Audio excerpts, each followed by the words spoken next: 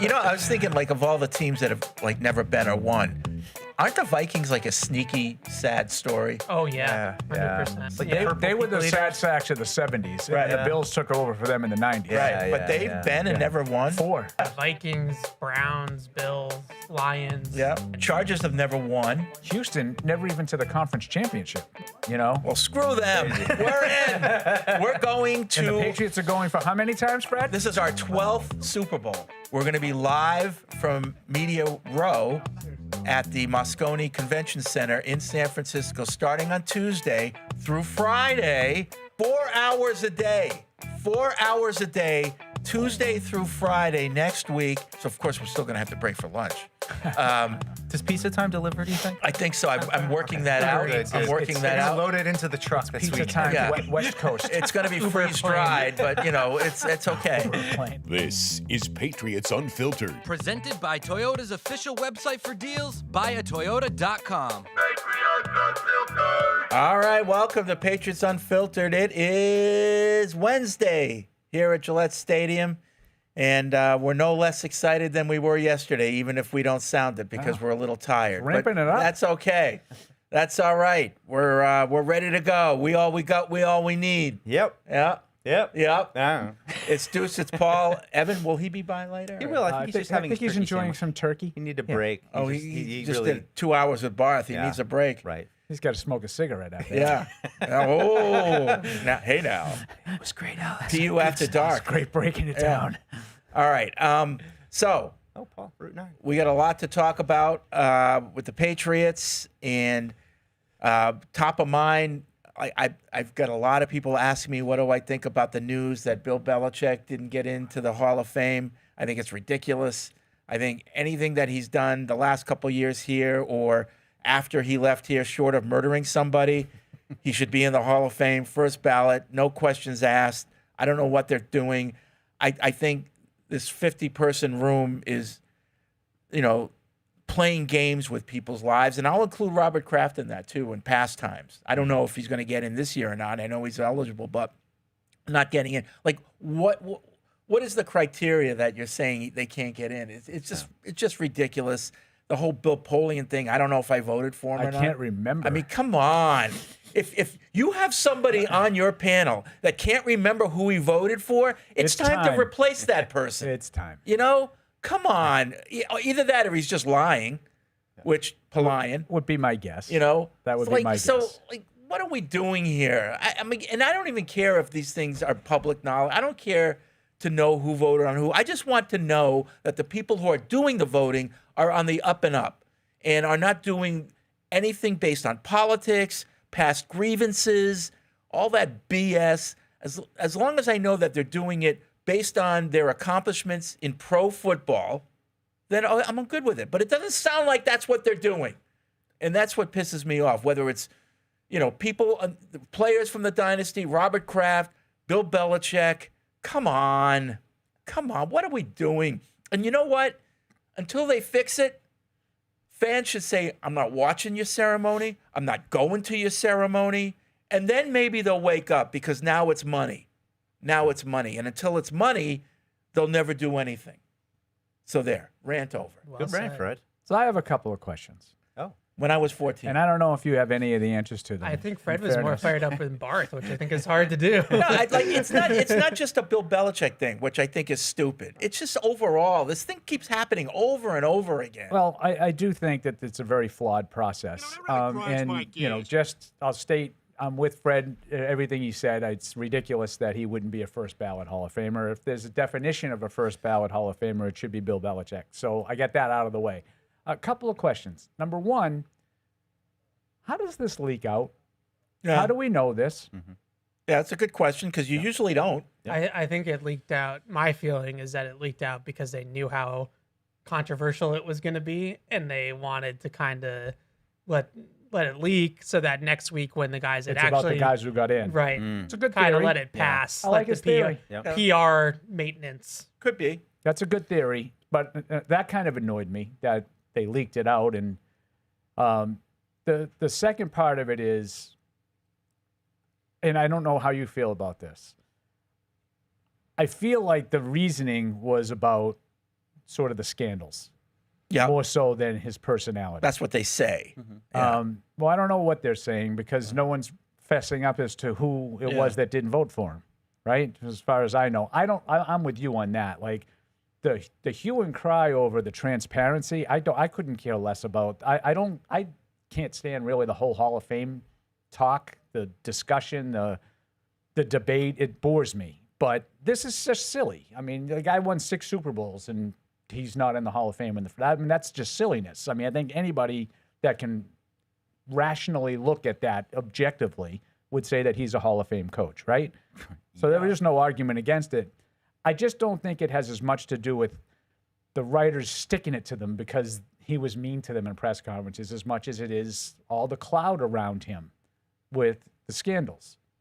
Yeah, I think either way, I think it's just as silly. You Right. know, I'm not trying to defend one over the other. A lot of people are saying, well, this is what happens when you treat people like that. I don't think that's why. Well, I wouldn't put it past them. No, I mean, and the league is filled with overly competitive and petty people across all ranks, and I'm sure it's filled with people in that voting block and whatever their reasons might have been. But it's just been resounding. I've never seen so much support for Bill Belichick. I don't remember the last it's time just common it was sense. everyone It's coming just, out to say like this I said, is stupid. it doesn't matter what happened the last few years here or post being here. No, he should be judged on the entirety of his career. So like, yeah, it's crazy what's going on with him after with the girlfriend and everything. And the last few years here weren't good, but that doesn't take anything away from what he accomplished here. No. And that's why he should go in. I have 2 conspiracy theories that I know both are wrong. One is that at least 10 people got together and said, you know what?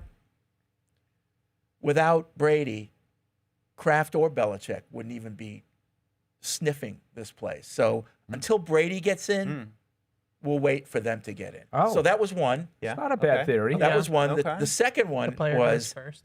the hall itself got to at least 10 people and said, we'd really like to get them all in together.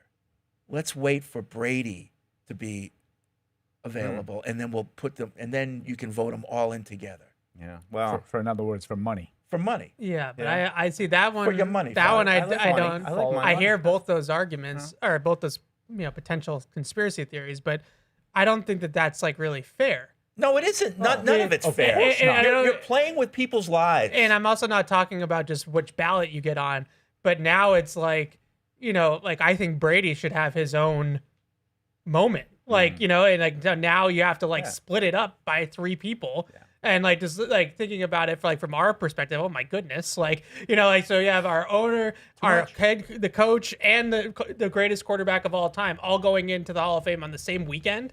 Right. Like that I just think all 3 of those people kind of deserve their own sort of day. Well, regardless, they're all going to have to, Yes, but regardless they're- of when they get in, they're going to have to share it with some other people. But it's not gonna no offense, Yeah. but No, I like know. when Tom Brady gets in, it's gonna be the Tom Brady show. It's not gonna be about the other 4 No, or 5 people. I that understand what you're saying. Yeah. it He's makes- gonna it does be make the some big sense. ticket item. Yeah. I would that was just I don't know, this whole thing. The reason why I'm big on the names thing, because I am, is like I think that a lot of these Hall of Fame voters shouldn't have a vote anymore. And I think we need to. The names are all out. All the No, I voters' mean like names I are out want to there. know who's voting. Yeah, for but I who. don't see. I don't agree with that. Because I think that it's really easy to hide behind and But- to So be what are you anonymous. going to do if you know? That's my point. What Now am I going to do? Now what do you do? Yeah. You hold their feet to their fire. about Like it. how? For what? What do you mean how? they- You don't see how public works. Okay. They don't disagree, care. But exactly. They disagree with you. They I- don't think he should be I in have the Hall long of Fame thought yet. that the people that are voting for this are like, just I don't think they're very competent. Okay, so Okay, look at but it I don't this think way. they're very Look at That's it a whole this smart. different way. argument. The 50 names are online. You can go and Right. look at them. So I look saw at it them this last way. night on Twitter. But you don't know who they voted for. But think of it this way. But I don't. I want to care know about who voting. knows I ball and agree who with you. doesn't. But think of it this way: we know who voted on baseball. It doesn't matter. You can disagree, or agree with them. I would They just don't like have to to know. tell you why, It'd but make they me feel do in better. baseball. They tell you why they voted or not voted. But we've known in baseball who votes for, and it's no big deal. So I just feel differently. I feel as though, this is a very prestigious honor. It's a very prestigious Hall of Fame. It's not basketball who lets every single 2-time All-Star into its Hall of Fame. It does have some strict barriers in terms of who gets to get in and who doesn't. Yep. And I think that it should be brought into question, these people's knowledge and these people's grasp of football. And I mean that from a historical perspective and an X's and O's perspective. And so I think there's not enough people that actually are, as we like to say, ball knowers that are voting on these things. But do you really think it's football? I think it's more. That's what I'm saying. Stuff. Yes, it's not I think like it is they don't football. realize that Bill Belichick There's won nobody 6 that Super thinks Bowls. that he didn't win enough. Not Bill to be in the Belichick. I think Hall of other Fame. people generally that haven't gotten in or have struggled to get in ties to the fact that they don't really understand what a defensive end in a 3-4 does. They don't really understand what a nose tackle does. I don't think that they fully understand, what goes into all those individual things. And it usually gets voted upon as like a resume thing of he went to 5 Pro Bowls and 6 first team All Pros and this, that. The other thing, just read the box score, read his Pro Football Reference page. And that's not how every single player made an impact on the game. In all due respect, I hear what you're saying. And there'd be no such thing as a Hall of Fame voter. Like a guy like Troy Brown is probably the smartest football player I've ever seen. And ball knowers would recognize that, but I don't think he should go in the Hall of Fame. I don't think he should either. I wouldn't vote for him for the Hall of Fame, but there's a But based on your criteria, no one's qualified to vote in the Hall of Fame. I don't know if a lot of media people are. No one. I mean, I'm not saying a lot of no one is. I don't think no one. Like, I think that there's a lot of. Evan would be. They should find sorry, but no, not based on that criteria. Maybe you could get some kind of a panel of coaches. Right. It'd have to be coaches. But I don't think they're qualified because they're not as up to speed on what's going on in the game currently. Right. Well, I would for the most part. I would at least like them to be able to explain better. We can all read their Pro Football Reference page and look at their stats and look at their career accolades and decide whether this guy's had enough yards, enough receptions, enough touchdowns to be a Hall of Fame wide receiver. Everybody can do that. I kind of like the criteria they have now if they stuck to it, which is how did they compare to other players at their position in their era? I just don't think I don't think they do a good job. I just think it's a flawed process. They didn't do a good job with, last year. Like, that class was ridiculous. Like, Luke Kuechly didn't make the Hall of Fame. Adam Vinatieri didn't make the Hall of Fame. Terrell Owens, they kept out for 3 years because of some personal vendetta against him, just kind of like this thing with Bill. And I didn't include Adam in my rant. If he's not in this year, that's another ridiculous. This isn't just, my point is that this is not just a one-time thing. I think it's a very flawed process. They continue to get this wrong, and they've lost the trust. They've lost. That's why I don't care about in any sport. Right. I don't. Fred and I, there are far too many people in Halls of Fame, period, in all sports, and it's not the way I would do it. It's a very flawed process. Don't watch. Don't go. Even if you're not a Patriots fan, today it was Bill Belichick. Tomorrow it could be your player or coach or owner. So send the message. Until it affects them in the pocket, nothing will change. I feel this way. Like I mentioned, Kuechly. Like, it's not just Patriots. They left spots open last year, and they left one of the best linebackers of his era, maybe the best linebacker of his era, off the ballot. But that makes no sense. And I hear you. That's debatable. It's not, I don't think it's really debatable. There's no debate with Belichick. But it is. It is debatable. With Belichick, every candidate is debatable. He's not Bill Belichick, but I don't think that it's very debatable. Right. And you said in your opinion. In your opinion. That's fine. And anybody that's watched Luke Kuechly play. This is what I'm getting at. I can't do that. You can't.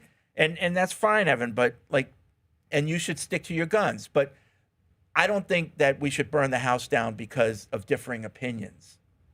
Okay. Yeah. I mean, I think you guys are misunderstanding what I'm saying. No, you're saying that you're the only one who knows enough to know that Luke Kuechly is a no-brainer. I didn't Hall of say Famer. that. I didn't say that. It's a very. I think Fred just put it perfectly. It's a very subjective thing. Okay, all right, let's move on, because I didn't say that. No. You're just going to put words in my mouth. But you are saying that you believe it's a no-brainer. You said it's not debatable. That's what you said. It's not debatable. Luke Kuechly is a Hall of Famer. It's very hard to make a case that he's not. Just because I agree with you on Luke Kuechly doesn't mean Mike has to. Or maybe I don't agree with you and Mike does. It's a subjective thing. No, I think these things are actually more black and white than you guys do. Okay. I think it's a yes or a no. And I think Well, that That's how Fred and Paul would do the Hall of Fame. But see, I would have a very small hall. Right, that's I'd have about fine. 4 people. But I think that part of the issue with this whole thing, and some people put this out there last night. It's like there's 5 candidates for 3 spots, and you put 3 on your ballot. Yeah, and like, see, that's crap. It's like it's now So- we're coming together. so if like there was a year, and I'm just if there was a year that it was on the ballot, Curtis Martin, Jerry Rice, Dan Marino, name the luminary. 20 in that class. There should be 20 in that class if those people happen to be on the same ballot. that's sort of what I Right. think is a better way of trying to say what I'm trying to say. Yeah. Is So when you now think I'm of with you. guys that are Hall of Fame caliber players, it's are they or are they not? It's yes or no, and we can debate whether or not they are or not based off the our Right. personal feelings. But my point is like this should not be a situation where like it's so technical about how exactly it comes Did you to read, fruition. We all Mike- think he's a Hall of Famer. Yes, Yeah. he should be in the Hall of Fame. No, I agree with that way of doing it. Like, Yeah. it should be, if you have to think about it, no. Did you guys see the Mike Sando tweet last night about what may have happened with the I voting? think that's what I'm. That's what I'm. And basing that. that's what made me think of it. Yeah. And now I'm totally with you. But Yeah. it was, and I want to call it up because I want to give. There's no way I could possibly explain it. Okay, maybe for some, but not for all 11, because obviously 11 or more had to vote, not put him on their ballot, right? Because he needed 40. And this is according to Mike Sando. He says, in my opinion, I think some voters just think about all the finalists should get in and then favor candidates who have been waiting longer when forced against their will to choose by a system that is trying to push them in another direction. That is not me. I believe in picking the best candidates every year, and if some worthy but lesser guys fall by the wayside, that's the way it goes. And I want to get to how can I find this? Okay, here it is. I'm a Hall of Fame voter who saw this is his sort of hypothetical as to how this may have happened. I'm a Hall of Fame voter who saw Belichick as a slam dunk. I don't know anything about the voting results, but if this is true, and we'll find out officially next week, the question is, how could this happen? Before I list possibilities, understand this. Belichick, Kraft, Craig, Anderson, and Greenwood are competing for the 1 to 3 spots. As Evan, this is why when Evan started down this road, I totally understand where he's coming from. And this is separate from the 15 modern era finalists, which obviously Adam Vinatieri is among. 50 voters each pick 3 of the 5. Between 1 to 3 make it, 40-plus votes needed for anyone besides the top vote getter to make it. It's a zero-sum game. Huge change made in 2025. 250 total votes to go around for 5 candidates with a high bar for clearance. Now we count the potential ways Belichick might get fewer than 40 votes, even when 40-plus on the committee think he's a Hall of Famer. Let's say 4 or 5 voters who were strong advocates for specific senior players figured Belichick was going to make it in regardless. So they funneled voters to competing candidates in hopes of boosting them over the 40-vote threshold. Let's say a few voters prioritize senior players and they're thinking that Belichick will be back in the room next year, while players on the ballot this year might disappear into the senior pool forever. Let's say a few voters found Spygate, cheating, disqualifying. Let's say a few voters protested the new rules, making coaches eligible 1 year after retiring instead of 5 years after retiring. Whatever the case, I would see this as a repudiation of the new voting rules implemented for 2025, not of Belichick or any candidate not making it. There will be changes in this process, I predict. So I would just say that whole long convoluted, and Mike Sando is as thorough as they come when it comes to this kind of stuff. So this is not a shot at Mike Sando. Matter of fact, I applaud him because I think this is a very plausible thing. Does that sound like any kind of a rational way to decide Evan Lazar is a Hall of Famer, Mike Dussault is not? No. That's absurd. Right. That's absolutely absurd because you think that Bill's going to get in anyway, but the senior guy is probably going to fall into the pool next year and he'll go by the wayside. So I'm going to try to make sure that I bump up that senior guy with extra votes because Bill's getting in anyway. They should have to vote for who they think is a Hall of Famer, and there should be no cap. This whole 1 to 3 of these guys, like Evan just said, is absurd. Right. And I think that's what's this. It's like an electoral college situation where like you're winning, but you're not winning. You know what I mean? And it's like I don't know. This is a Hall of Fame. It's a yes or no question. Really dumb stuff. Is he a Hall of Famer or is he not Hall of Fame? And like I said, we can argue or debate if he is or isn't. Not Bill, but like other people. But it should be black and white. It shouldn't have to be all this other nonsense that goes into it. And I stand by what I said. I just feel as though that they get this so wrong so many times that now I'm like questioning the entire voting body and like questioning whether or not some of these people should be losing their vote. Some people just don't they don't know what to do with power.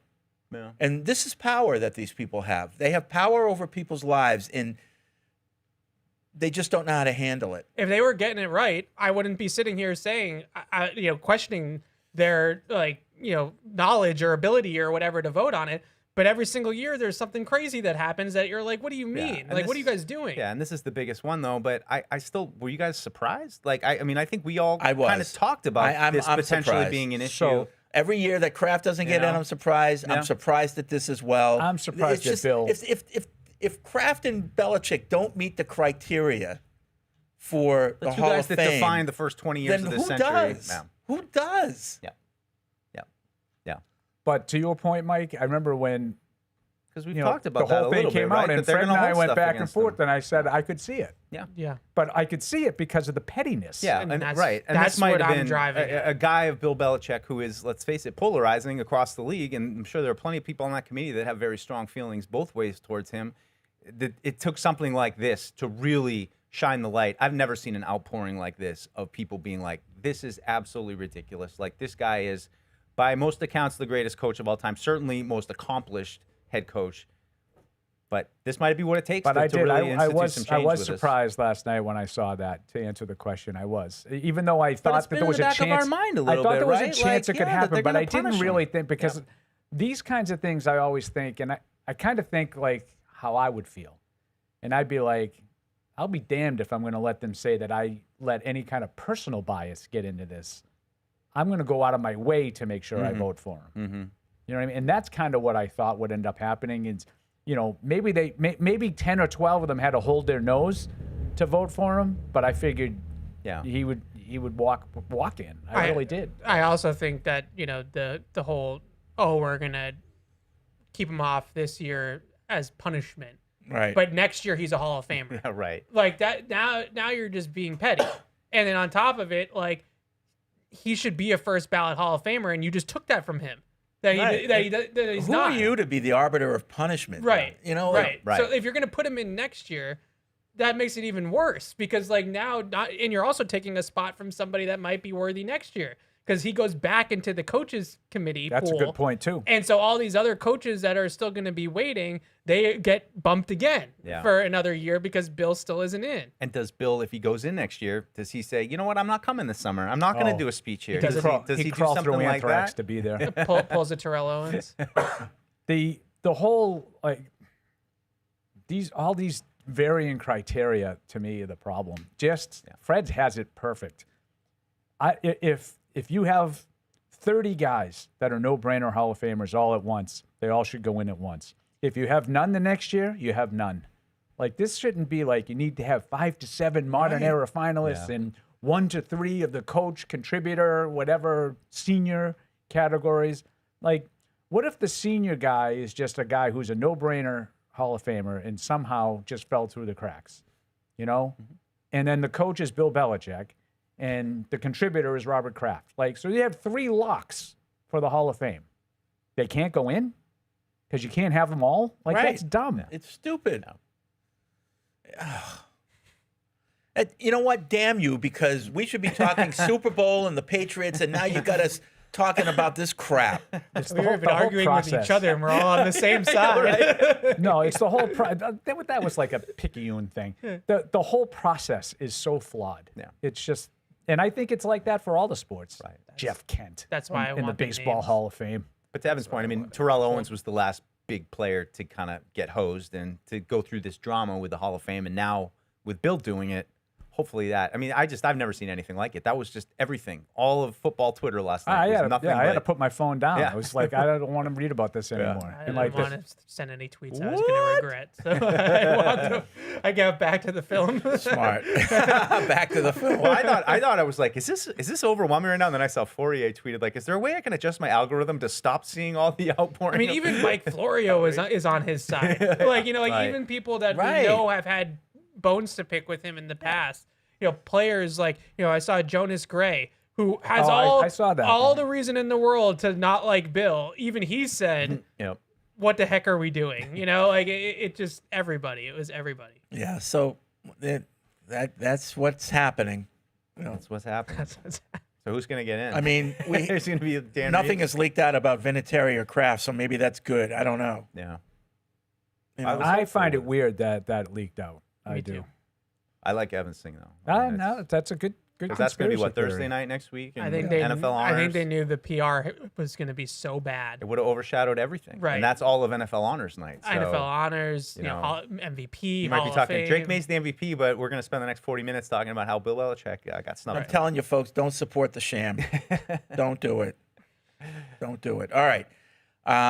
What do we got Patriots wise? This whole thing with Drake May and his shoulder and everything. Yeah. You know. I don't know. He might be a little. Yeah. He might be a little rusty and a little banged up. So Yeah. we're hoping he gets better. But Yeah. I don't know. It seems like it's kind of sucking the air out of the room. This story right now, where it's like, I get it. He might be hurt, but it's all signs sound like he's gonna play, and he doesn't seem like he came out of the game. And It wouldn't be you know, a I get Patriots why- Super Bowl if our Well, it's- quarterback wasn't Right, questionable. it's like the Brady ankle thing Yeah. from Super Bowl 42 when Yeah. he got hurt against the Chargers, and was then in a boot, Was and so hurt this in- is he's this hurt is in what we do. 36. Yeah, 36 was ankle. 36 he and got in the 42 was AFC foot. Championship. Yeah, Right. right. He was in a boot in boot, in New right. York. Right, visiting Right Giselle. shoulder every week. I think there's a lot of it's a combination of Doc Chow and all these people saying that they saw something on the video, and then also I think he hasn't played well. Yeah. And he's missing throws that we. Well, this is why he's been hurt. Obviously, Well, this is what it is. But I think that's a piece of it, right? And not to absolve it, but I think that there's throws on film that he's made all year long that he's not making in the playoffs, and Yep. you're just kind of like, what's going on here? And especially in this last game against the Broncos, and I think now all of a sudden, he's missing short, like guy that has a great arm can't get the ball there all of a sudden. So people are wondering, what's going on. It's hard to judge anything from that second half on Sunday. I know that when he ran for that first down, he pumped his right arm fist. So He stiff-armed the guy with his right arm. I think with today's therapy and all that stuff, he'll be ready to go. I'm not worried. 23 too. I mean, I don't know. Yeah. You guys remember getting hurt at 23? It was like, I feel crappy for a day and a half. Not like now. where it's Ibuprofen months. tonight. I be playing tomorrow. Right. Now it's like I'm gonna be feeling like crap the next month. Yeah. When he said it on the radio yesterday with EEI, I thought was interesting, which was more he was talking less Wear, about yeah. structural damage and more about fatigue, Wear and like tear, yeah. like arm fatigue. Yeah. He said he's been throwing, going back to training camp 35 weeks now, and that's a lot longer than he normally ever has or ever would. I'll have to put him on a pitch count. Yeah, and so I do wonder about that a little bit, Yeah. with especially the practices here this week. Like, is there really any reason for him to go out there and throw 35 times in tomorrow's practice? Like, maybe take it a little easy. So is this the first practice of the week? No practice today. practice They've been doing today? a lot of media Okay. stuff. We've seen that's right, the guys walking through the tunnel. We saw the set and everything. They're getting ready to Yeah, shoot so pictures and NBC all is that. in the house today, and they're Yep. getting all their stuff ready for the game because they're the network doing the game, and so they get all the Ramondre Stevenson, and all that stuff. He does like the And they look at the camera. They have their uniforms with the Super Bowl patch, so they had to redo all the stuff that they had during the season. I like the patch. The patch has got a little flavor now to it. It's Yeah. For a while, it was just the silver numbers. Yeah. But I like when they go back to. They all had a little bit of a theme. design and a theme Yeah. of the city, and I remember that This one, I don't know. stupid 41, 42. It looks like Miami. I guess they were like, how many It's years got the can we Golden do Gate Mardi Bridge, Gras Evan. theme? I don't know. It's a palm tree. Yeah. Yeah, I don't know. It's I not don't know. California. It's It's not California fine. enough for you. nitpicking. Okay. You have to be like Arnold to be California-like. California. Do you understand what I'm saying, though, right? I do. Because it looks kind I of like do. Hawaii 5-0 or something. Tropical. Yeah. I don't think of San Francisco as like No. even if it was LA, I would think it would be more appropriate than Yeah. for San Francisco, as you know. As you know, I Mr. do. Hollywood. I do, Mister. So Mike has promised to guide me to the the best In-N-Out burger. No, we did find there's an in the In-N-Out area. local. It's not going to be like me and Evan trudging through the desert of Las Vegas to We were with like woe tumbleweeds. is us, walking man. by us. But yeah, looking forward to getting maybe some Mexican food out there. They got real good Mexican food in California. That's we something gotta I'd go to miss. Chinatown maybe. dude. Northern California? Yeah, I think even there it sneaks Yeah? up. I think. Okay. I don't know. I mean, sneaks I know up? it is more. When- It sneaks out afterwards. There's no sneaking about it. I just know in San Francisco, Chinatown's Yeah. like very big there. Oh, yeah. as well. Huge. So, I go to Ghirardelli, get some chocolate. Oh, okay. Deuce. Market Street. Cool. It's fine. Marcus. Yeah, you know. Yeah, maybe. I'm a little concerned about the traffic. I'm hearing all this. So if you have to go 40 miles, you need 2 hours and all Oh that boy. stuff. Oh boy. great. Yeah. That'd be fun. Traffic in California?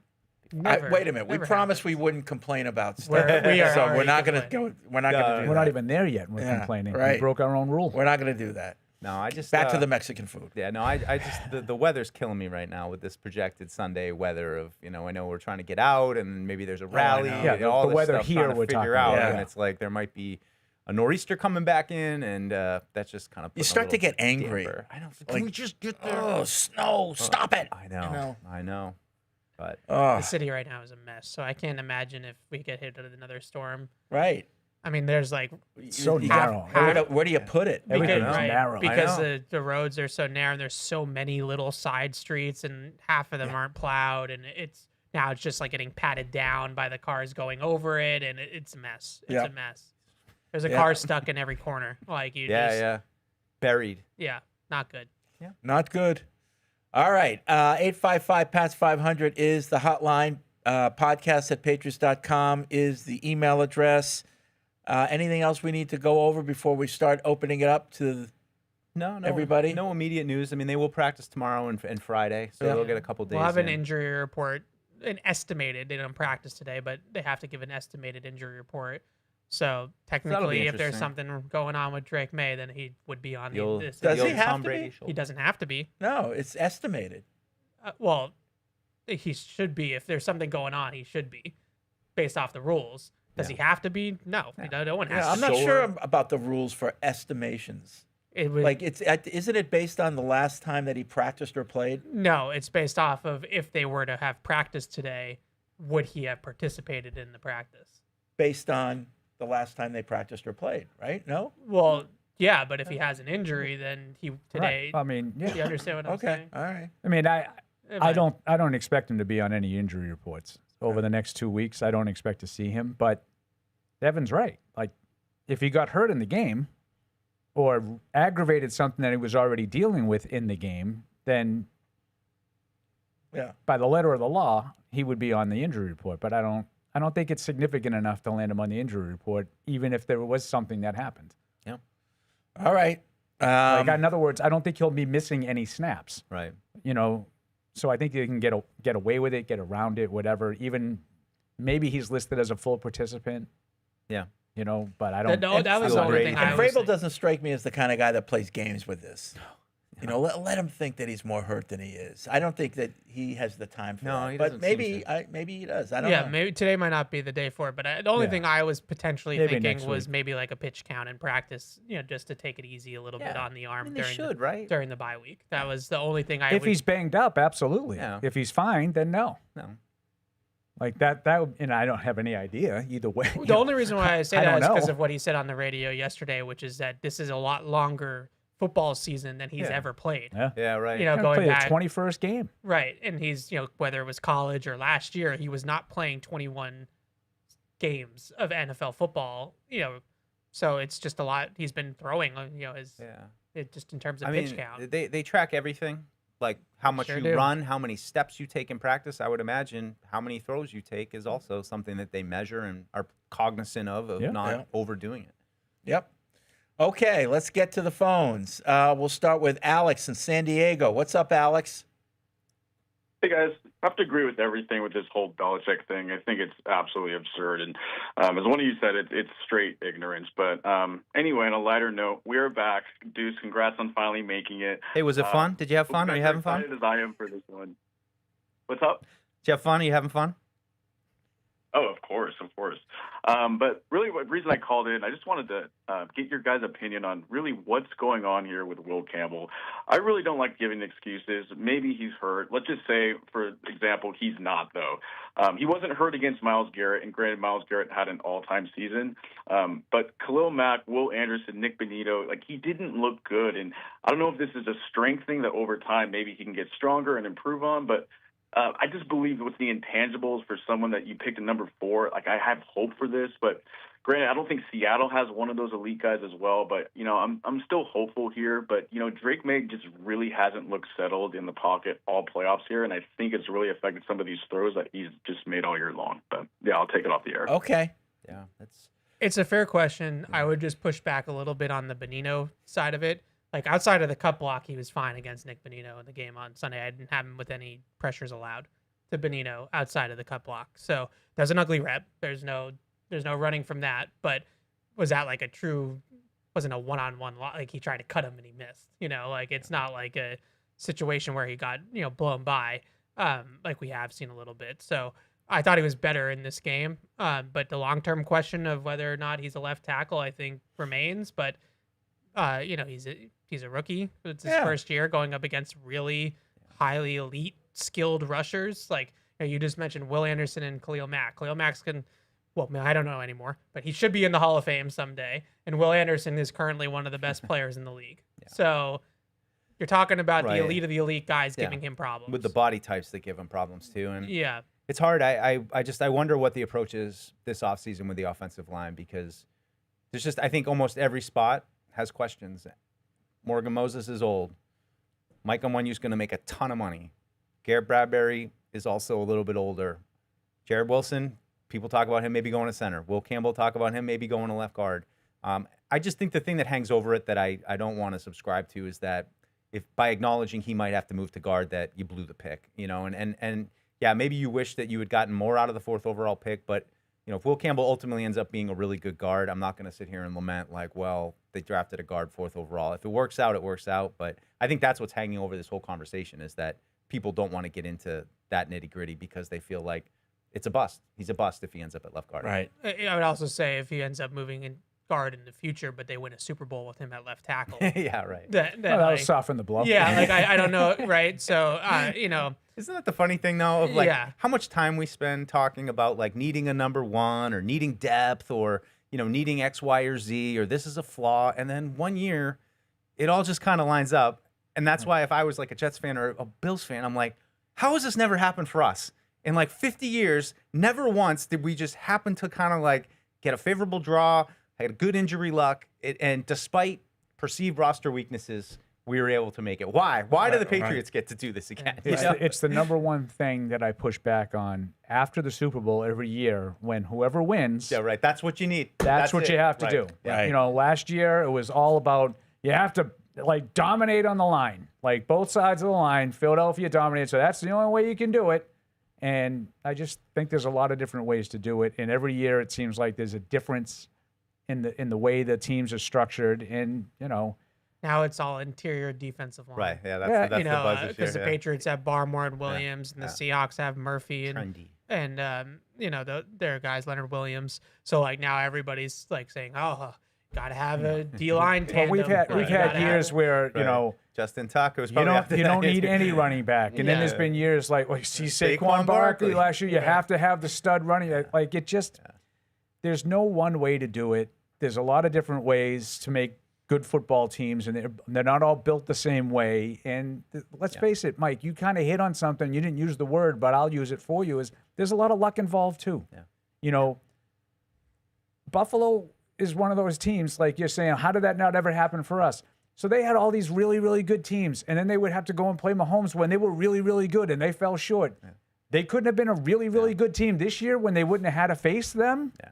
No, they were kind of average at best this year, and they had a road where the Patriots took the division from them, and they had to go on the road, and they fell short. Yeah, without Mahomes, that it's just one of those luck of the draw kind of things. And your point, there wasn't a lot of AFC teams getting lucky when Tom Brady was here for 20 years. It was like people would say, like the Colts can't win because they're too soft, they're finesse, and then they won.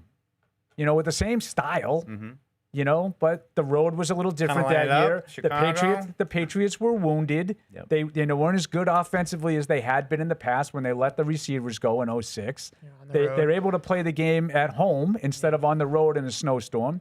They got lucky. Things fell into place for them. And I will say this, though, having said all that, there's a good chance we're going to get to the end of the Super Bowl and we're going to be revisiting all the flaws that we pointed out on this team going into the season, during the season. You know, those things could all come up in the Super Bowl, and we come out and we say, the offensive line has got to be better, or they really need a dude on the outside, and Stephon Diggs is nice. I hope if but, that's the case, you're saying you know. it now. Yeah. I'm starting to come around on the dude on the outside thing. I think that the passing game and the playoffs, you've seen, you know, when Diggs gets doubled on the inside on third down, there's just not a lot going on elsewhere. I was thinking the defensive dude on the outside. No, like that I think is, then you're asking Drake Maye to, like, basically they were on Sunday, they were asking Kayshon Boutte to win contested catches against Patrick Surtain, which is like, I don't know if that's really how you want to live. And that's how you get, the performance that they had passing wise. It wouldn't surprise me if, year from now, 2 years from now, Wilson and Campbell both bump over to the right one spot. But I think when you do that, like, who's playing left tackle? And where are you getting that left tackle from, picking 32nd in the draft? Yeah, and you already have people saying you got to draft. I mean, I've seen a couple mock drafts with them taking a right tackle and, saying Morgan Moses. So, right. Are you really going to go into this offseason saying, nice year from Will, but we're going to need to get 2 tackles this year? Like, yeah, I think you have to give him a longer. My guess is it'll be 2 years, not one. Yeah. If it happens at all. Yeah. He might solidify it. Yeah. Francisco's in North Carolina. Oh, I hit the wrong button. Sorry, Francisco. Call back. My bad. Sam's in North Carolina. What's up, Sam? Hey, what's up, fellas? Hey, Sam. Hey. I have 3 quick things. I'll make them quick. The Bill Belichick thing is just ridiculous. Like, there can never be another first ballot head coach. Like, if he's not first ballot head coach, there can never be another. 2, like, if we don't, like, draft a tackle to develop and whatever, Will Campbell's going to be the left tackle for the foreseeable future. I don't think that's in question. And when did Seattle become this unbeatable force? Like, the way they're talking now on TV and things, it's like the Patriots have no shot. Like, I know Seattle's a good team, but we're a good team too. I just don't see them dominating the game the way that everybody's saying. And Okay. Hey, let's go Pats. All right. Win the Super Bowl. Thanks, Sam. Yeah, we really haven't dove too deep yet into Seattle and the specific matchups and all that. But, early looks, like, of course the Patriots have a chance, but Seattle's a good team. They emerged from the NFC, which a lot of people believe had the best teams in football this year. I don't know if that's debatable. I'd like to know, what was the AFC record versus NFC this year in games played? Do we know that? I don't know. I But don't know, if but you just It should look be easy to look up, right? If I don't you know, look but I at don't some think of that the- really is an indication No, of but the strength of the I conference. remember the Chargers played, was it the 49ers, and beat them pretty handily, or who was it this year? the Jack- 49ers beat the Chargers and Jacksonville the beat Colts. Oh, Jacksonville. Jacksonville beat the I think so. 49ers. Yeah. Yeah. But, so I don't know. Yeah. Yeah. I mean, don't you feel like you've seen enough Super Bowls to know that, like, you think you know what's going to Sure. happen and these games get a little weird? Absolutely. I have confidence in the Patriots defense. It's a huge challenge, and Seattle's got a lot of talent. I think they are just across the board, just an excellent, solid football team. So are we. My biggest wish for the game at this point is that we see the Patriots offense that we watched for the majority of the season, and that they can get back into that mode of, seeing Drake make the plays that made him an MVP candidate in front of a worldwide audience to show, yes, it was a struggle through 3 playoff games, but he got to the Super Bowl and shows us why he's here. Right. Yeah, That's my I hope. mean, that's the game to me. Like, if they play offense the way they've been playing offense, they're going to lose. Yep. So they have to find a way again to score some points, because they're not going to hold Seattle to 7 points. Like, that's not happening. 7, but, like, what if they play defense the way they've been playing defense? I think if they play I think defense, they're still going to need to score I think they still get to 20. Yeah, I would say 17 or 20 for, like, Seattle gets to 17 or 20. Mm-hmm. I think but would that? I think that'd be enough to win. Could be if the Could be. defense plays lights out. I could Yeah. see, like, to me, like, the most likely Patriots score of victory is like 23-20. A game that has some scoring, but is Yep. Low 20s. 24-20. That was Super Bowl 49. Yeah, it's a really good team. They're a really good team. I think he's so cute. They deserve to be favored, and they deserve. Like, I understand why the national media is all picking Seattle in the game. I get it. It just feels weird to be in this position with the Patriots kind of being underdogs and acknowledging it. Like, I mean, go back to 36 of the last time that it felt like this. Francisco's in North Carolina. Hey, Francisco. Hey, what's going on, guys? What's up, Francisco?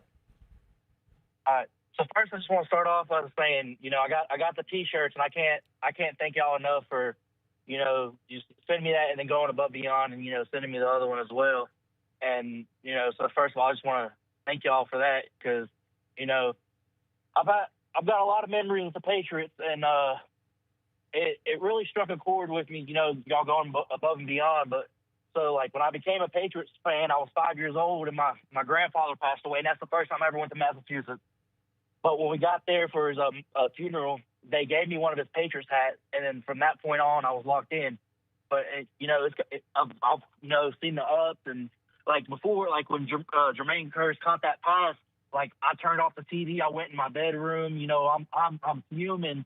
And then my stepbrother from the other room turns it back on, and I hear, "Oh, he effing picked it!" And then I run back in, after I was just like quickest mood change, and then like me and my girlfriend, we've been together for 3 years, and so this year I came so Put a ring on it, bro. The 3-14 or whatever, to where like I was watching games and I'm like, I'm expecting us to play bad, so I'm not getting upset. And this year, she's like, I didn't know you acted like this when you watch games. And I'm like, I was like, oh no, when we're great, like I'm screaming at the TV, I'm upset with something bad. And she's like, well, because the past couple of years have been terrible. So I just want to start off by all right, the memories I've had with the team. All right, but before you go, do we have any predictions from the great Francisco as to the game? I've got a couple, but I'm holding off. I want to. Okay. All right. Next week. You hold off. Calling it Radio We'll Row. save it for Radio boots on Row. the ground. Yeah. Fair enough. All right. We're going to take a quick break here. Vrabel 110 today? No Vrabel. No Vrabel today? No Vrabel. Okay. No nothing. No nothing. So Hanging. it's just us. So we're going to take a break. We all we and need. we'll come back. Whether you're in the game or betting on the game, you'll need a game plan. DraftKings Sportsbook, the official sports betting partner of the New England Patriots, provides you with everything you need to build your personal betting game plan so you can get in on all the action while practicing safe bets. Visit DraftKings.com/responsible-gaming to learn more about all the safe betting tools DraftKings has to offer. Hope is here, 800-327-5050 or gamblinghelplinema.org. Must be 21 plus. Play it smart from the start. GameSenseMA.com. Physically present in Massachusetts. See DraftKings.com/responsible-gaming for details and state-specific responsible gambling resources. Isn't it time to get exactly what you want? Welcome to Red Hot Deal Days from Verizon, where you get your pick of our best deals. Like My Plan, where you can pick the perks you want and save on every one. For limited time, bring your own phones to a Verizon store and you can get My Plan for our best price ever. Get exactly what you want in your phone plan and only pay for what you need. Bring your phones to your Verizon store today and get My Plan. These deals won't last. It's your Verizon. The heaviest metal credit card of all time. Wielded at business dinners like a samurai sword. It's a classic corporate power move. But the real power move, having end-to-end visibility on your most critical shipments. FedEx, the new power move. If you're gonna play the game, boy, you gotta learn to play it right. DraftKings is all about responsible gaming. It's more fun when it's for fun. So play responsibly. DraftKings, the crown is yours. Gambling problem? Call 1-800-GAMBLER. 21 plus. Age and eligibility varies by jurisdiction. All right, welcome to episode 52 of Pass from the Past, and we have probably one of the most distinguished guests we've ever had. He's here today because he's being inducted into the Patriots Hall of Fame. It's the one and only Bill Parcells. And, Coach, it's just a treat to see you again. Thank you very much, and it's good to be back here in New England, and obviously I'm very humbled by the honor. Yeah, let me move this a little closer. All right. Yes, have you been back? When's the last time you were here? Well, I was here with the Dallas Cowboys playing against them. Right, okay, yeah. I've been here just a couple times to play, but No, I haven't been back. Because I remember, when the border war ended and you did that phone call with the New England media and you said, I'd love to come up sometime and just see a game. Yeah. Still waiting. We'd love to have you anytime you want. I'm in Florida in the winter, late season and in the winter, and I'm racing horses in the summer most of the time. Yeah. But I do like it here, and I feel good enough to come back and see what's going on. That'd be great. That'd be great. Yeah. I know everyone would treat you, like a king if you came back. I can tell you. I know Julian Edelman's going in today, but I think Fred and I both believe that this is Bill Parcells' day. Yeah. That was great.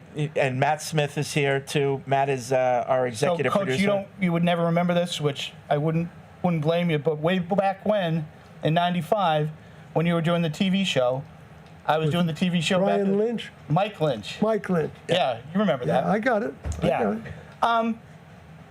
Coach, you'd won 2 Super Bowls. You had some health concerns. I think people scratch their heads. Why'd you come back? What was it about coming back that you wanted to come back, and why here? Well, I just love the profession, and it's if you see yourself as something, which is what I do, and it's all I ever did, and those health concerns completely disappeared, and I said, why not? And so I still enjoy it, and that's what I want to do, and so I did it. But you were picky. How did James Orthwine convince you to come to the Patriots? Because you probably had options, I'm sure. I did have 2 options. I remember Mr. Orthwine wasn't the one that really talked me into it. I can't remember the name of the fella that came down. I was in Florida. They flew down, and we talked down there. The then general manager was Patrick Forte. Yeah. He came on the plane with us. We talked back and forth, got a few things straight, and I said, I'll let you know tomorrow. And I knew I was going to do it, I think, and so we got back to it. Yeah. So Mickey Corcoran was your high school coach, and I know he was a mentor to you for a long time. Did you talk to him before you came here? Yeah, but he's a coach at heart, and he wants to see his boy coaching. Right. So, because that gives him something to do on Sunday. So, he was all for it. I always liked this area. I live very close to here now, and it's been fun. I've always liked here, and it's a special place for me. So, go ahead. When the draft was coming around, Coach Parcells, I think the alleged prognosticators, it's Bledsoe Meyer. Was that a tough decision for you at the time? Not for me. I had a little contention with the personnel director at the time named Charlie Army. He felt like Meyer was a safer pick. But I watched every pass that Drew Bledsoe threw on film for 2 years. I watched every pass he threw. And when I was done with that reel, I was convinced that's who I wanted. Yeah. What was it about that reel that... Well, he's a big, strong guy, 6'5" or 6, whatever it is. And he had a good arm. They were playing in a passing offense at Washington State. And he had a lot of experience in the passing game. And, you never know when you pick. You don't ever know exactly what you're getting. Yeah. But I thought there was a good chance to be successful. He did a good job. He sure did. The end of the '93 season, Coach Parcells, when you ran off those wins at the end, I think a lot of people here remember the Miami game here at the end of December. He hits Timpson down the sideline with that long pass. At that point in time, I know it doesn't necessarily carry over, but were you thinking to yourself, you know what, we might be onto something here? I was fairly confident in the team, even though the record wasn't showing that yet. I knew I had enough good players, and we were getting them every year more and more. So I felt like if we could just keep a good attitude and develop a good toughness and general overall expecting to win kind of thing, that we might have a shot. And sure enough. One of my crosses to bear, Coach, is working with Scott Zolak today. I love Zoe. But Zoe tells me, so I want to know what's accurate or what's not accurate, okay? Well, first of all, he's a slight exaggerator. So this is where I want to find out if he's really exaggerating or not. So the way he tells the story is the Minnesota game in '94. You guys are down a bunch. And he said that he went up to you at halftime in the locker room and said, you got to let the kid call his own plays. And I think he tells it, you looked at him and said, you know what? You want to coach the team now? And you turned on a heel and walked away. He then says that after you meeting, you and Ray are talking about, what's going on in the second half, that you said, all right, everybody, here's the deal. Drew, you're calling your own plays. And that you looked at Zoe and said, good idea. Now, that's Zoe's interpretation. That's pretty close. Here's what happened. But first of all, I had a little visual prior to halftime. We had been in a 2-minute offense for 6 or 7 minutes. So I had seen that Minnesota was just playing one standard defense against it. And I didn't know whether they had anything else. So that's really why I agreed to do it, because I knew we could hurt that one standard defense because we'd already heard it before the half. Right. And now, great moments in history. I don't think that Matthew Stafford's a sure thing right now. And I like Matthew Stafford. Yeah. I mean, Fred's going to make fun of me. But I love him. I think if you get him in, you can find out exactly what you have with Baker Mayfield in the last 5 weeks. This is a guy I think could really thrive in my offense. This is a guy that he's not a fit at all. I guess if you're saying that Stafford's not a sure thing, then okay. Yeah. But I mean, how can you say Stafford's a sure thing? Oh, I didn't know the injury was that, like, he was possibly out for 2023. Oh, no. He's not going to be out for 2023. He may decide I'm not playing anymore. Okay, well, either way, he's not a sure thing. Like, I'm just like, I'm not saying that there's any reports that say that Matthew Stafford might not play next year. I'm saying the guy's in his late 30s and has a spinal contusion. I think he might say, you know what? I got lucky. I'm getting out. Yeah, so he's not a sure thing. Yeah. So in McVay's mind, he's not sure. He's making it a report. I'm not reporting this. That's another great moment from All right, welcome back to Patriots Unfiltered. 855-PATS-500 is the hotline. Podcast@patriots.com is the email address. People are a little concerned for you. Oh, yeah? Deuce. Particularly Rob in San Diego via Connecticut. What do you got, Rob? He says, I love the show, and I'm excited for Pepsi-fueled hour discussions about what ties are and the definition of words. But can someone please get Deuce some help? Oh, God. Evan doesn't need internet trolls when the guy on the Patriots podcast seemingly only talks about how Drake Maye needs confidence, how Vrabel cannot provide that in 2 weeks, second-year concerns emerging, how Drake is gaining experience to build off of next year. It's like Paul's shows, but instead of rage bait, it's anxiety-induced. We are in the Super Bowl because we are a good team. I wanted the Seattle matchup because I thought it was better for us than the Rams. Yeah, I'm not so sure about that one. Everyone keeps saying that, and I get like the Stafford. It's all because of Darnold. I get that, but like the Darnold needs to be a pumpkin. That Rams secondary was leaking towards the back half of the season, and it leaked on Sunday against the Seahawks. Like, did they run leak on them? I would no, but the Rams did run leak on Seattle, and that definitely made the cut up. Yeah, that definitely made it. They had to check it down. I think I've learned a lot about myself over the course of this. Like, people pointing out my style of watching games and how and everybody's 100% right. I talk myself into anxiety and into like, oh, I don't know about this, and it all might fall apart. I don't know. That's how I enjoy the games. We each have our own way. It's that fatalistic approach. Yeah. I just wonder how you're going to do with this one, because like it's not hard to talk yourself into Seattle. Right, so right, this isn't like when you would talk yourself into like the Saints, yeah, and like we came in here Spencer and we're like, Rattler's making some plays. It's also, I would say, like I'm generally a pretty upbeat, positive person, and I think if you get too much of that, it gets super annoying. Like nobody wants to hear me just like in a parade. I think I try to maintain a level playing field here. Micah in South Dakota. Paul, you were right once again. Oh, no. Last year, nothing good can come out of that. Last year, when there was a debate about how the Patriots get back to the Super Bowl, a lot of people talked about how we need to build the offensive line and protect the quarterback at all costs. Paul, you always said that as long as the quarterback was right, that the O-line didn't matter. citing Joe Burrow and the Bengals Super Bowl run with the worst O-line in the league.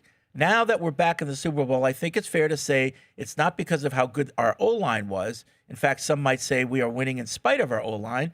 It's not to say they've been terrible all season, but it just proves that teams can win in a lot of different ways. So, Paul, have fun with this victory lap. You were right again. So let me get this straight. The Patriots are here because they didn't fix the trenches? No, they're here because of Drake Maye.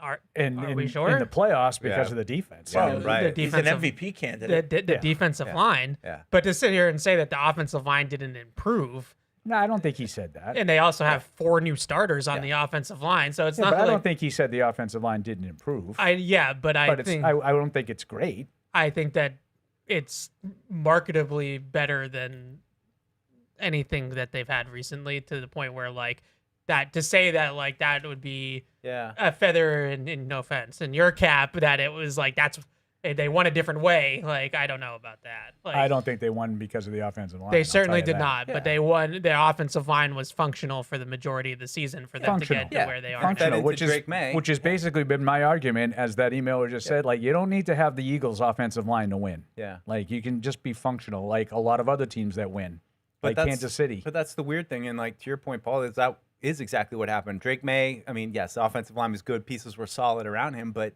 he played at an MVP level, and that's why the Patriots won a lot of games. But you've gotten in the playoffs, and that hasn't been the case. Now it's something different. It's the defense. It's strange. It's playoff time, so it's defense time. Yeah, right. Big dogs come out in January. Defense wins championships. Right. I've heard. Right, and it travels. Yeah, unless offense. And iron sharpens iron. I would just the way the emailer was phrasing the email was like they didn't rebuild the entire offensive line in one offseason to did. Get here. They did. I'm not going to get into a semantic argument as to how much better it is, but they did. They have 4 new starters. I'll tell you what's better inarguable about the offensive line: the coaching.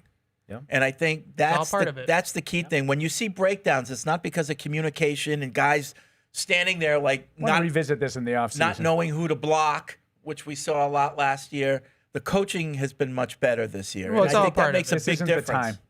For my argument that I dabbled in it a little earlier. I can have a good one with Evan and Fred for this. I just have to stand up from I'm an offensive line guy. I got to stand up for my guys. Yeah. Like they've done a great job, and the playoffs hasn't been as good by any means, but I think a large reason why they are here is because the offensive line has improved. There's one of my favorite players That's of all a hog time. right there. Hog Hannah. Yeah, and because they didn't have Drake Maye or Tom Brady playing behind them, they never did anything. I think both things can be true. Yeah. But that's my point. No, but I love my hogs, and I'm a Will Campbell guy. Okay. Excuse me. What's that? Is that what you call us now? Yeah. So I would just say, like in a nutshell, like I think what the emailer was trying to give me props for, and maybe he overstated it, is just that I think they did improve the offensive line. It's inarguable, as I said, you have 4 new starters. I think all of that would be true, and if you didn't have Drake Maye, it wouldn't matter. They wouldn't have gone 14-3. They wouldn't have, been in the situation that they were in. I think that a lot of people sort of insist that you need to build that line and have this, impenetrable force.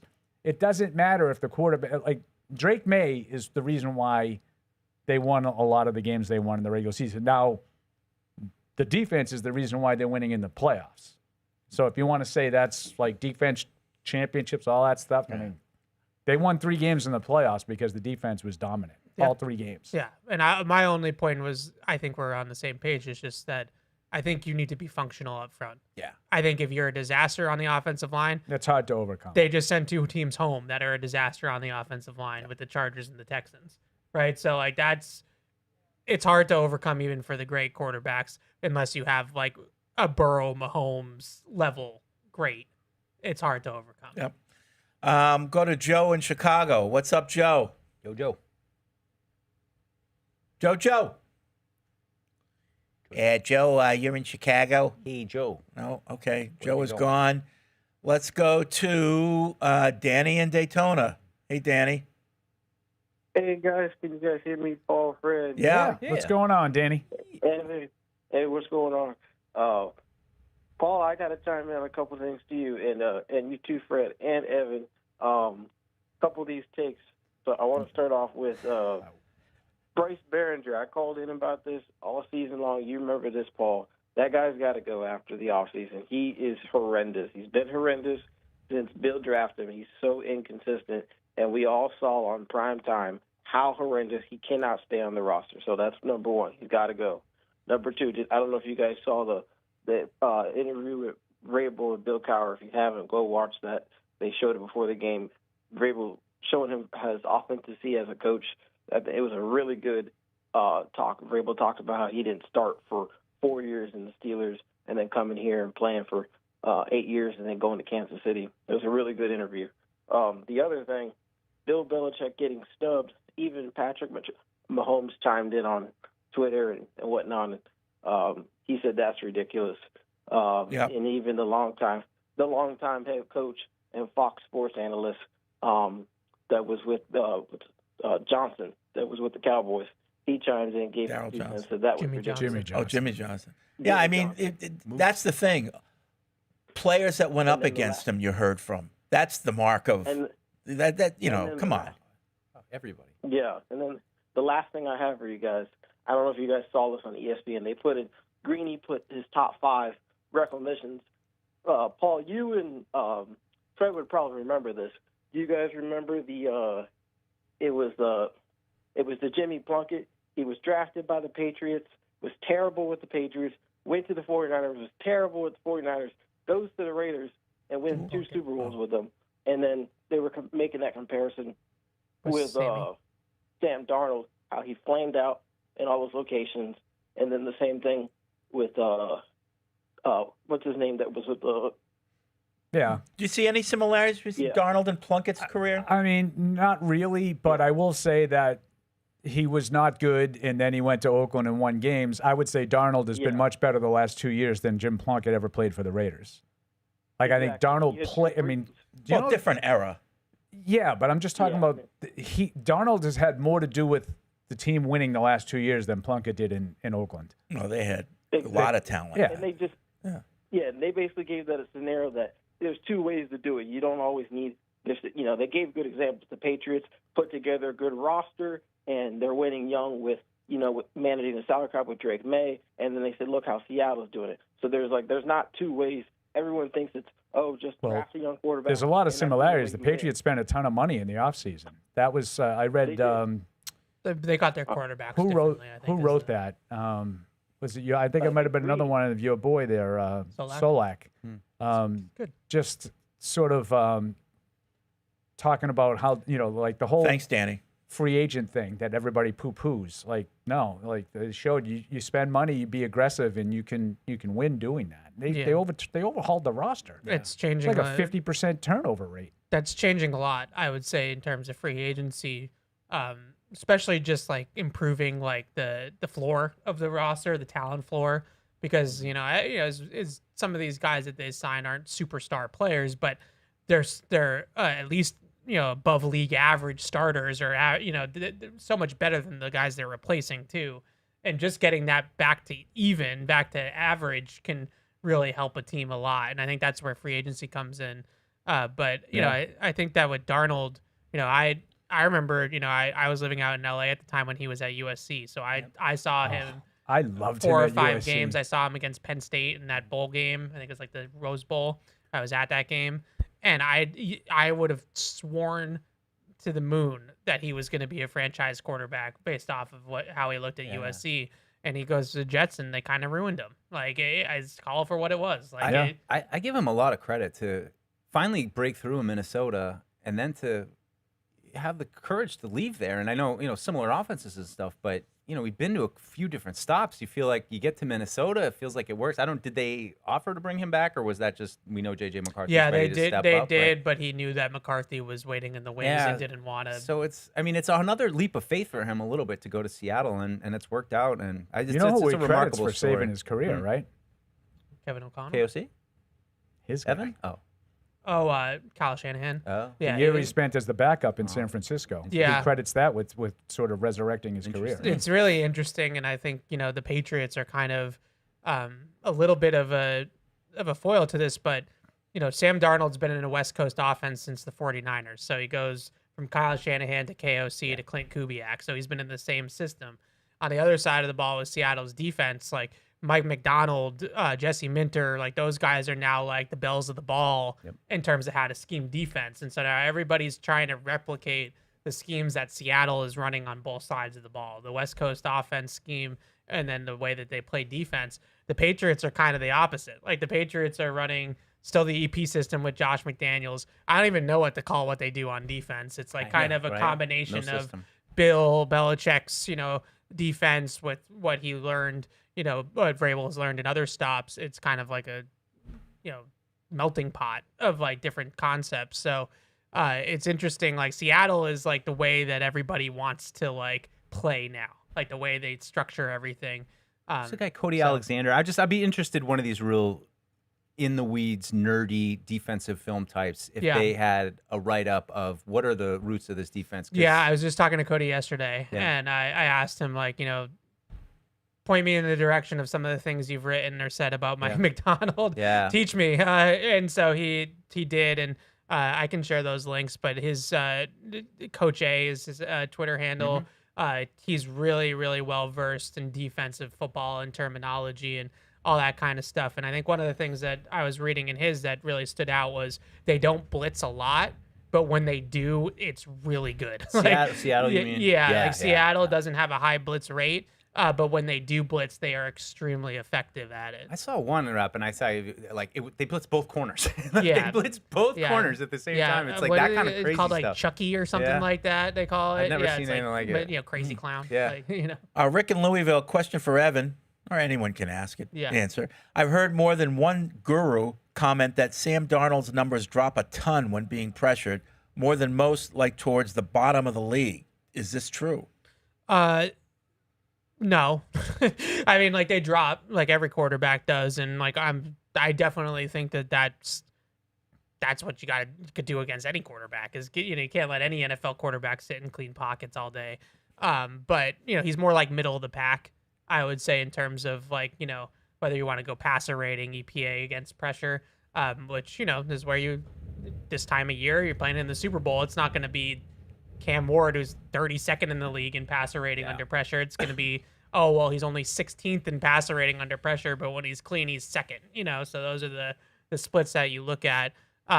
He does turn the ball over. That hasn't been as much of a problem in the postseason as the regular season. He's been clean in the postseason, but Yeah. And, but they've played maybe not this last game as much, but, the divisional round game was on their terms. So, like, he's, when you play a blowout like that, you're not necessarily going to turn the ball over. I'll say that I thought the Rams I don't know what the numbers were. I didn't look in the pressure rate, but I thought there were a number of plays that he made in the Rams game that he was under pressure. He was able to, get off script and make plays. Now, he is, Evan just talked about him coming out of USC. He could do it all at USC. Yeah. He was a big, athletic quarterback in college. Now, you mentioned that Penn State game. I think that was the end of his the second to last year. He had another whole year that he played at USC. That was one of the most fun that he didn't play as well. Yeah. That last year at USC. They lost some. I think Juju went to the NFL. They lost some guys to the NFL on offense, but Adoree Jackson was like, a gadget player, cornerback for them. And that was Sam Darnold versus Saquon Barkley's Penn State. That was a great game. At the Rose Bowl. One of the best football games I've ever been to. It was awesome. Wasn't that like a really high-scoring game, too? Mm-hmm. And Darnold just lit up Penn State's defense, just right down the field. Stephen in Ireland writes in, the reason everyone hates the Patriots, hates we're back in the Super Bowl, back being the evil empire and all of that rubbish is because of Bill. It's so clear. Everything we achieve goes back to what he built, including drafting Brady and sticking with him. I love all our players and coaches, and I don't like to say who gets what credit because this is the ultimate team sport, but the root cause analysis of our success is Robert Kraft giving Bill the keys to build something special. The players won all our games, and Brady is the biggest reason for that, but good players cannot overcome bad coaching, and for 20 years, our good players were developed into better players and were able to go out and become multiple Super Bowl champions because they had the best coaching you will ever see. Finally, what bugs me the most is we are now going into our first Super Bowl in a while where the focus isn't on, are the coach and quarterback speaking? It should be a week to enjoy and be optimistic. It's now ruined And I feel for all the fans, current players, and staff. I don't think that's true. I don't think it's ruined. I think next week What is it ruined for? Yeah, I hope the Belichick thing? Yeah, Oh, I hope sorry. Robert Sorry. Kraft addresses this matter also, as it is an indictment of his team and his success. A win next week. I hope he comes out saying "F you" to the voters and pushes to induct Bill to our Hall of Fame so he can get the love, respect, and deserving praise from the fans who worship him. Bill Belichick is a Patriot for life. Yeah, I think by I don't next think it's ruined. I don't think this- Belichick's going to have anything to do with the this Super too Bowl will at all. pass. It's going to get us through Wednesday. This is today's story. Yeah. but by the time we get to Santa Clara next week, Yeah. I Totally agree. but I was thinking about this last night with Mr. Kraft. If he doesn't get into, he's now made the Super Bowl with 3 different head coaches and 3 different quarterbacks. Yeah. Parcells and Bledsoe, Brady, Belichick, and now Vrabel Maye. And I'm not a football historian, but I can't imagine that that's happened very often. That he's basically rebuilt it 3 separate times. With 3 different architects that in terms of head coach. I mean, and now they've gone to a Super Bowl in every decade since the 80s, which is kind of crazy to think about it that way, too. I was, hearing that, I was thinking a little bit back to that Bills press conference last week. That was a kind of a train wreck. And, you realize how hard it is for these kind of guys to work together for so long, and just how difficult it is to manage those relationships. And, you could see the tension between Bill and Robert, like in the 2009 documentary. Yeah. And, I look at Robert being able to kind of put up with Bill. You saw the owner, the owner of the Bills was like, someone's got to take the fall here. This isn't going right, and how easy would it have been? Robert didn't come to that point because he was always able to have a successful season pretty much, right? Like, was there ever a point where there was any doubt that you would want to bring Bill Belichick back? I don't think so, but it is hard to keep those kind of relationships in a high-profile industry like this for 20 years. Yeah, 20 years. You get sick of each other. Everybody does. I just feel like you kind of hear a lot about how Bill and Brady are obviously tied together, and what did Bill do without Brady is often held against him.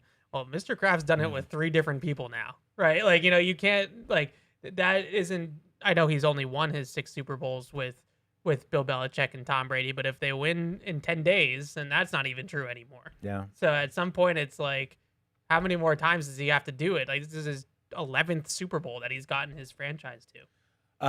Back to the phones, 855-PATS-500. Melvin's in Utah. What's up, Melvin? You on your way to California, Melvin? No, I'm out here. Can you guys hear me? Oh, yeah. That's not our Melvin. No. It's the new Melvin. Other people can be named Melvin. I just wanted to say I had one quick thing, and then I want to give you guys my prediction. Quick. The first thing is that, Paul, you're the reason that Bill Belichick's not going to the Hall of Fame. When they did the finalist announcement, you were complaining and trying to play devil's advocate and saying all this crap. And now he's not going to the Hall of Fame, so I hope you're happy. And Paul's the reason. I hope you're happy. Blame Paul. I got to be honest with you. I couldn't care less about the Hall of Fame, so I'm not happy and I'm not upset. And then my Super Bowl prediction, way too early, 31-17. Just want to let you guys know that. Who wins? The Pat. Okay. 31-17. 31-17. I love it. You know what? Blowout. I know in the Andy Hart School of Entertainment, he's looking for a close game and everything. I would be just as entertained with an easy Patriots win. Please. I would love that. Can I just relax and enjoy the game and not have to, even the greatest Patriots teams in history that you've watched, they've I know. never been easy. Never been easy. Never. The worst Patriots team in the Super Bowl to the best team. They're always. Yep. It's always. Except for maybe that 86 one, but you didn't. I mean, I could be wrong, but very wrong about this, but I don't. If it's going to be a blowout, I don't see it going the blowout towards the Patriots. Be hard. Wow. Be You hard never to do. know. Wow. You never I said know. if it's going to be a blowout. I don't think I it's was going thinking the to same be. thing the other day, and then I was thinking, well, another really good team in the league, the Bills. We were up 21-0, 24-3. And that could have been a blowout if we had just did what we needed to do in the second half.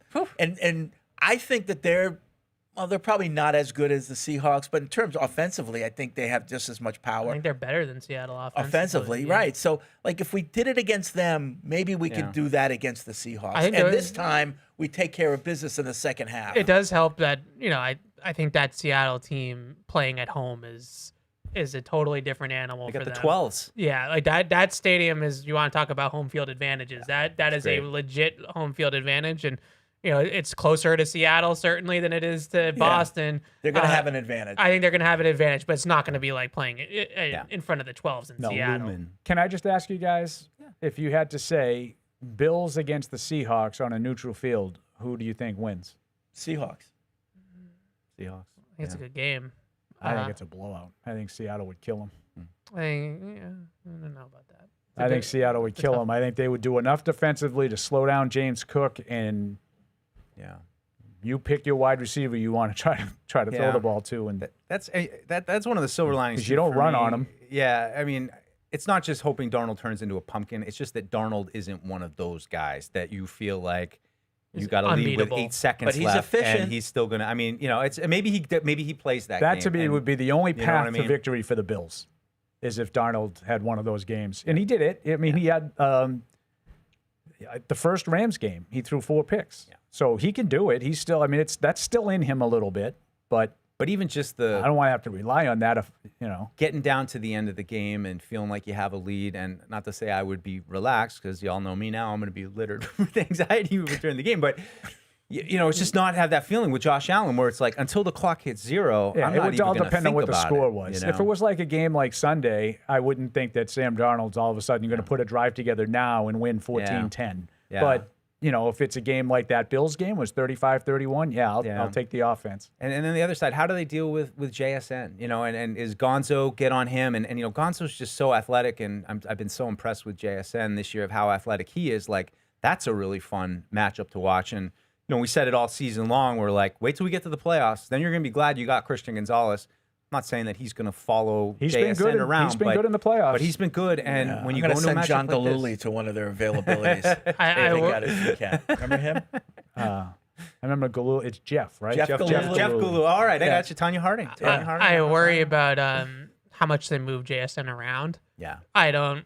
You don't think they'll travel him? I don't. It's hard. It's hard, and what they'll do a lot is like in the game in the NFC Championship game, they had him run a route out of the backfield, and it's like, okay, so what do? You're gonna put Gonzo in the box and have him cover him out of the backfield, out of the box, and then you kind of get into the whole thing that we have talked about with Zach Core a couple of times of, well, if you're shadowing or you're traveling, now you're tipping coverage, so now they know it's man to man. Because you're not going to put Gonzalez in the slot or in the box and then fall into zone. It just doesn't make a lot of sense. So like then you kind of lose your element of disguise a little bit. And so they do a really nice job with JSN of kind of undressing coverage by moving him around and putting him in different spots. And so now you kind of have to dictate coverage, and then he gets matched up on a linebacker, and it's hard to do the old Bill thing of double the 1, put your number 1 corner on the 2. I mean, some of that. Maybe? I think it's hard the way they play offense to truly double a player out of the game. Yeah. Because of the way that they line him up, the way that they use condensed formations. It's just not. It's not an offense that's conducive to the Colts, where it was like Marvin Harrison's going to be over here, right? And every play he's going to be over here. Like this time, so now if you have a bracket on JSN, well, now if he motions or he shifts, now you have to communicate like, okay, how are we doing it now, right? Like, well, who's on him now, and it starts to get complicated. So I think that's the biggest problem with him, is that he's not a traditional outside X receiver. He is a true chess piece. Yeah. Like he could literally run a route from anywhere. So I know it's a whole different coaching staff, obviously, but the way you're talking about how well they do in moving him around, I'm thinking of the Rams game in Gillette Stadium last year. It's exactly the same thing. When you're like, all they got is like Nakua, and like, why can't they cover him? And like Cooper Kupp was kind of washed. Yeah. Like, how are they getting these guys wide open? Where's Gonzo? Why is Gonzo not on Nakua? And that's what I'm kind of thinking of. They just do a good job of scheming it up to make sure that you can't do that. It's exactly the same thing. I think that him and Nakua played close to identical roles, and it's a similar offense. And the way that they move those guys around and ball knowing. They don't. Get a t-shirt. These aren't teams that really play a lot of stagnant formations where you just are going to sit in the same formation and know exactly what you're going to get. that's the hardest part about their offense. I don't think their offense is overwhelmingly talented. I don't. No. I think it's Nakua or JSN, Kenneth Walker. That's kind of it. How good is AJ Barner? Really good blocker. I mean, I'm not like worried about him like having a big passing game, but he's a good blocker. Elijah Arroyo, their rookie, is more of like a pass catching tight end, but he doesn't play very much. It's really Saubert and Barner that I'm play just a curious, going down their wide receiver or pass catching roster, Mhm. JSN has probably the most volume. What does it look like? Do we know? Cooper Kupp. I think Shaheed. Yeah, I thought But it in was terms of volume, like Barner. I thought was the next leading receiver. I thought you might have that in front of you, Paul. I do. I can look it up for you in a sec. Yeah, you don't have to print for me printer anymore. works now, so I he found that out. Yeah, prints it Barner himself. is the second leading receiver in terms of volume. 52 catches, Kupp with 47, and then there's a huge drop. Yeah. So even after that, it's Kenneth Walker even with number 31. 2 at 52. That's not a lot. Right. That's what I'm trying to say. Yeah. Is like it's not a very. It's a diverse scheme, and like they kind of hit you in a bunch of different ways, but it's not a very deep roster in Yeah. terms of skill player Yeah. talent. The Patriots are pretty much the same. Well, we all think that the Patriots need to upgrade their wide receiver room. Right. Yeah. And Yeah. the Seahawks Well, absolutely do. yeah. Evans, We got what we Evans, need. 1,000% right. Yeah. It's one great player, and then kind of a lot lot of afterthoughts. Yeah. I mean, Kupp is like, I have no issues. Like, whatever Kupp does against Carlton Davis, he does. Like, like I'm okay with living with those yards. You got to stop the run. Yeah. And you got to take them out of play action. But would you say it's fair then to say you can't really just take JSN out of the game, make them beat us with somebody else? I mean, it seems really hard to execute that with the way that they Mhm. move him around and. Yeah, I think so. And I think we'll hear a lot about that over the next 10 days as well. If you just take JSN, okay, Right, well, if right, anybody yeah, could just yeah. take JSN My guess out, is every like- team. I mean, they went Oh, yeah, 14 and sure. 3, and my guess is every team in the league Just tried to was at do the top that, of and the he had game. 119 catches. Yeah. I mean, there was one, same thing with Puka. Like, you watch the Rams tape and you're like, how's he open, so wide open all the time? Yeah. And, it's just good offense. It's good scheme. Yep. Nick in Ohio, we're being disrespected, and I'm tired of it. Have they not been watching our defense? Do we not have 2 elite tight ends? I don't know about that. No. Do we not have massive Mac Hollins, 1,000-yard motivated Stephon Diggs? I'm frustrated with the media, and this happens every Patriots Super Bowl. Let them talk, because if there is one franchise fueled by denial from the haters, it's the New England Patriots. Warriors, we all we got, we all we need. And P.S. Big Super Bowl party at local post in Cincinnati. It's a bar. We're also fueled by Duncan. There you go. I would just question for those of you in the Yes, in the back. What was the last Super Bowl the Patriots appeared in that they were not expected to win? 36. Thank you. No further questions. It's all right, Paul. It works for us. But like this happens every Super Bowl, the disrespect. I know. Like, I mean, maybe like Well, no, maybe they do disrespect Maybe us. in 14, like as the Legion of Boom had so much respect, there was people picking the Seattle. oh no, but like I'm not telling you that. disrespect. I'm not telling Yeah, you no. the 36. Eagles Super Bowl. A lot of people. I actually heard someone before the Eagles Super Bowl say, if you matched up player for player, you would probably take 21 of the Eagles starters over the Patriots. But the Brady Foles matchup is leading me to pick the Patriots. That's what it was one guy, but there's a lot of people that thought Philadelphia could win that game. There's a lot of people that thought Seattle could win that game. Last Rams one. Yeah, not a lot of people thought the Rams were going to win that game Well, without Cooper Kupp and Gurley and the guys they were missing, and nobody thought Bobby the Falcons. Trees, right? Robert Nobody Woodson. thought the Falcons were beating the Patriots. Nobody thought the Giants were beating the Patriots in either game, even though especially the second. Even though the second Patriots Giants game, I think the Giants may have been favored, but no one thought the Patriots were going to lose that game because they thought it was going to be all revenge for the last time. Yep, and we didn't get it. So like the whole disrespect Then what thing. happened? Really sad. Like, I would have bet my life on that game that they would have gotten the Giants the second time. Carolina, please. People didn't even think Carolina should Carolina, have please. bothered showing up to that game. Yeah. That was one in of the, that 03. was and that was a sneaky great one of the game. best games. Oh, Great yeah. game. Yeah. Mike's in Puerto Rico. What's up, Mike? Mike. It's a big Super Bowl for us. Can you Mike. hear me? Come on. Are you there? Hello? Hello? Can you hear me, guys? Yep. Okay. Oh, you're coming in really low. Remember, I believe it was Peter in Houston that called yesterday asking about the person in California that placed the bet in order to go to the game? Yeah, that was you. That's me. What do you got? Oh. I am I put 200 down on 50 to 1. This was in the first week of October, and I'm finding out that might not be enough to get the 2 tickets. Wow. In order to go with my girl. But I am standing exactly 5. I'm at work right now, and I am 5 miles away from Levi's, and I live 10 miles away from Levi's. Oh, so you only need a ticket. Really Nice. excited about it. Yeah. All right. Well, good luck Well, there. hey, if keep you your gotta eye keep- out. yeah, if you gotta keep that money, just keep it and Sometimes enjoy the it. prices come down just before the game. Yep. Yeah. Well, Yeah, good thing you I'm don't have to wondering. travel, so it's just Yeah. ticket money. Right. Yeah. All right. So what? So what was the final tally? You bet 200 on 50 to 1. So is that 20 times Correct. 50? I don't know how gambling. So- works. Correct. So 200. Did he win it's $10,000? 20, It's by 50. Yeah. 10,200. Yeah. 10,000. You can get 2 tickets for $10,000. $4,000 each. You might want to check the tickets. They're right now. I mean, the lowest that you can find out there is probably like 6,500. Yeah. But I've heard this. Like what you're saying, I'm monitoring, hoping they come down. I'm willing to go a little bit out of pocket, but I genuinely thought the bet would get me it, but it didn't. Okay. But again, getting to see Green Day as one of the opening acts, and then getting to see Bad Bunny and my Patriots in such a great season, I mean, I couldn't ask for more. All right. Yeah. A little out of pocket won't kill you. Green Day's All right. Thanks, performing Mike. too? Do you know about Green Bay? Let's go to Green Day? Yeah. Joe in Chicago. Joe is back. What's up, Joe? Baby. Hey guys, can you hear me? Yeah. You guys have to fill me in. Yeah, sorry about that. I'm out on my mail route and just hit a pocket of no service. So You're on your mail route now. Do you walk your route or do you drive? no, I'm a driving route, but I'm in one of those trucks that have like very no heat, so it's cold out here. Yeah. And your steering wheel on the right hand side? Yep. That's pretty cool.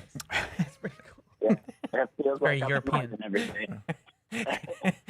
I want to see Fred driving into work and he's like, That's pretty cool. That's pretty cool, right? I got it switched. Why is that? Why do the So mail they can trucks? go Side right of to the house. the right to the mailbox. Pull right up Yeah. to the mailbox. Okay. Yeah. Yep. Yeah, I guess in the well, I don't have that kind of a mailbox. What kind of My mailbox mailbox do you have? that's on the house. No. Paul has like a transom and he just I don't- throws it in. I don't Yeah. I don't have land, so like don't there's have not, land. there's Do you have a not- house? There's not this stretch of expanse between Let me my tell you mailbox something. and my house. You can make fun of me. I literally, it's like Green Acres. I have to go across the street to my mailbox. Okay. You poor So thing. yeah. No, in my neighborhood, all the mailboxes are on the house. So, Like- so he probably but it's parks so the they walk- truck they and he walk up the walks walkway and they through, put the right? mail But in the it's still, mailbox. he's still, if he goes down the street on the right hand side, then he can just pop out and not have to go in Yeah, the middle yeah, of the road. yeah, Boom, yeah, no. done. Yeah. Boom, roasted. All right. All right, Joe. Sorry, Joe. Why is the mail so slow? Joe, do you have I'm a only football kidding. question? Because we just Good mail talk. I just wanted to, thank you guys first of all because you guys get me through my route. So I love listening to you, and I'm new to listening to you guys and my first time calling, but yeah, you guys get me through the route every day. So thanks That's a awesome. lot. Okay. Hey, appreciate all you do on your mail route. Thank you, Joe. Appreciate Joe. that. Yeah. Cheapest Super Bowl ticket I'm seeing is $6,900, and it's in section 401. Well, the 400s, that's up That's there. going to come down. That's high. That's really It's high. early. I would That's come gonna down to 6 and even 6 for game day. I'll bet you. What a bargain. You'll get that ticket for half in 10 days. Half. Let's go to Chad in L.A. What's up, Chad? Hey guys, how are you doing? Hey, Hey, Chad. Chad. I was going to ask you about. Well, I want to make one statement. So I think there's got to be one playoff game where we see the regular season offense Yeah. play, and I'm curious because of how well the team has been managed for the playoffs. If Paul, do you feel that your credit to Drake Maye throughout the regular season because of his performance being so great? Are you kind of changing your feeling about that now that we're in the Super Bowl with his poor performance potentially? Yeah, I actually talked about this a little bit yesterday. I would feel better about the overall team itself in that they've been able to find different ways to win. I think it's a very fine line. I think, like I said, I think I mentioned on the postgame show when Mike and I, that you could be having very different conversations if not for a couple of very fortunate things that have happened. And I know people don't want to hear it, so it's probably not the time. But I'm sorry, if Bo Nix plays, you're not sitting there saying, "Oh, maybe it wasn't all about Drake Maye." No, it probably would have all been about Drake Maye because you probably would have lost the game if you only scored 10 points in it. Again, I'm not saying the game unfolds the same way. I'm just saying if that game unfolds and Bo Nix plays, Denver probably scores more than 7 points. Yeah. And then we're not necessarily saying, the defense was great. But they might have scored 14 points and you might have lost. The defense was no less great if that had happened. If Sean Payton kicks a couple of field goals, we're having a different conversation. The defense was phenomenal. Yeah. And I do think that that's a positive sign for the team that it wasn't just Drake Maye carrying them in the 3 playoff wins. Yeah. That's a positive for the defense, for the team itself. It speaks better for the entire operation. I do agree with Chad's They're a more point. complete team than we thought. They are. And I did say that yesterday. Maybe I think that's probably the best thing that went on.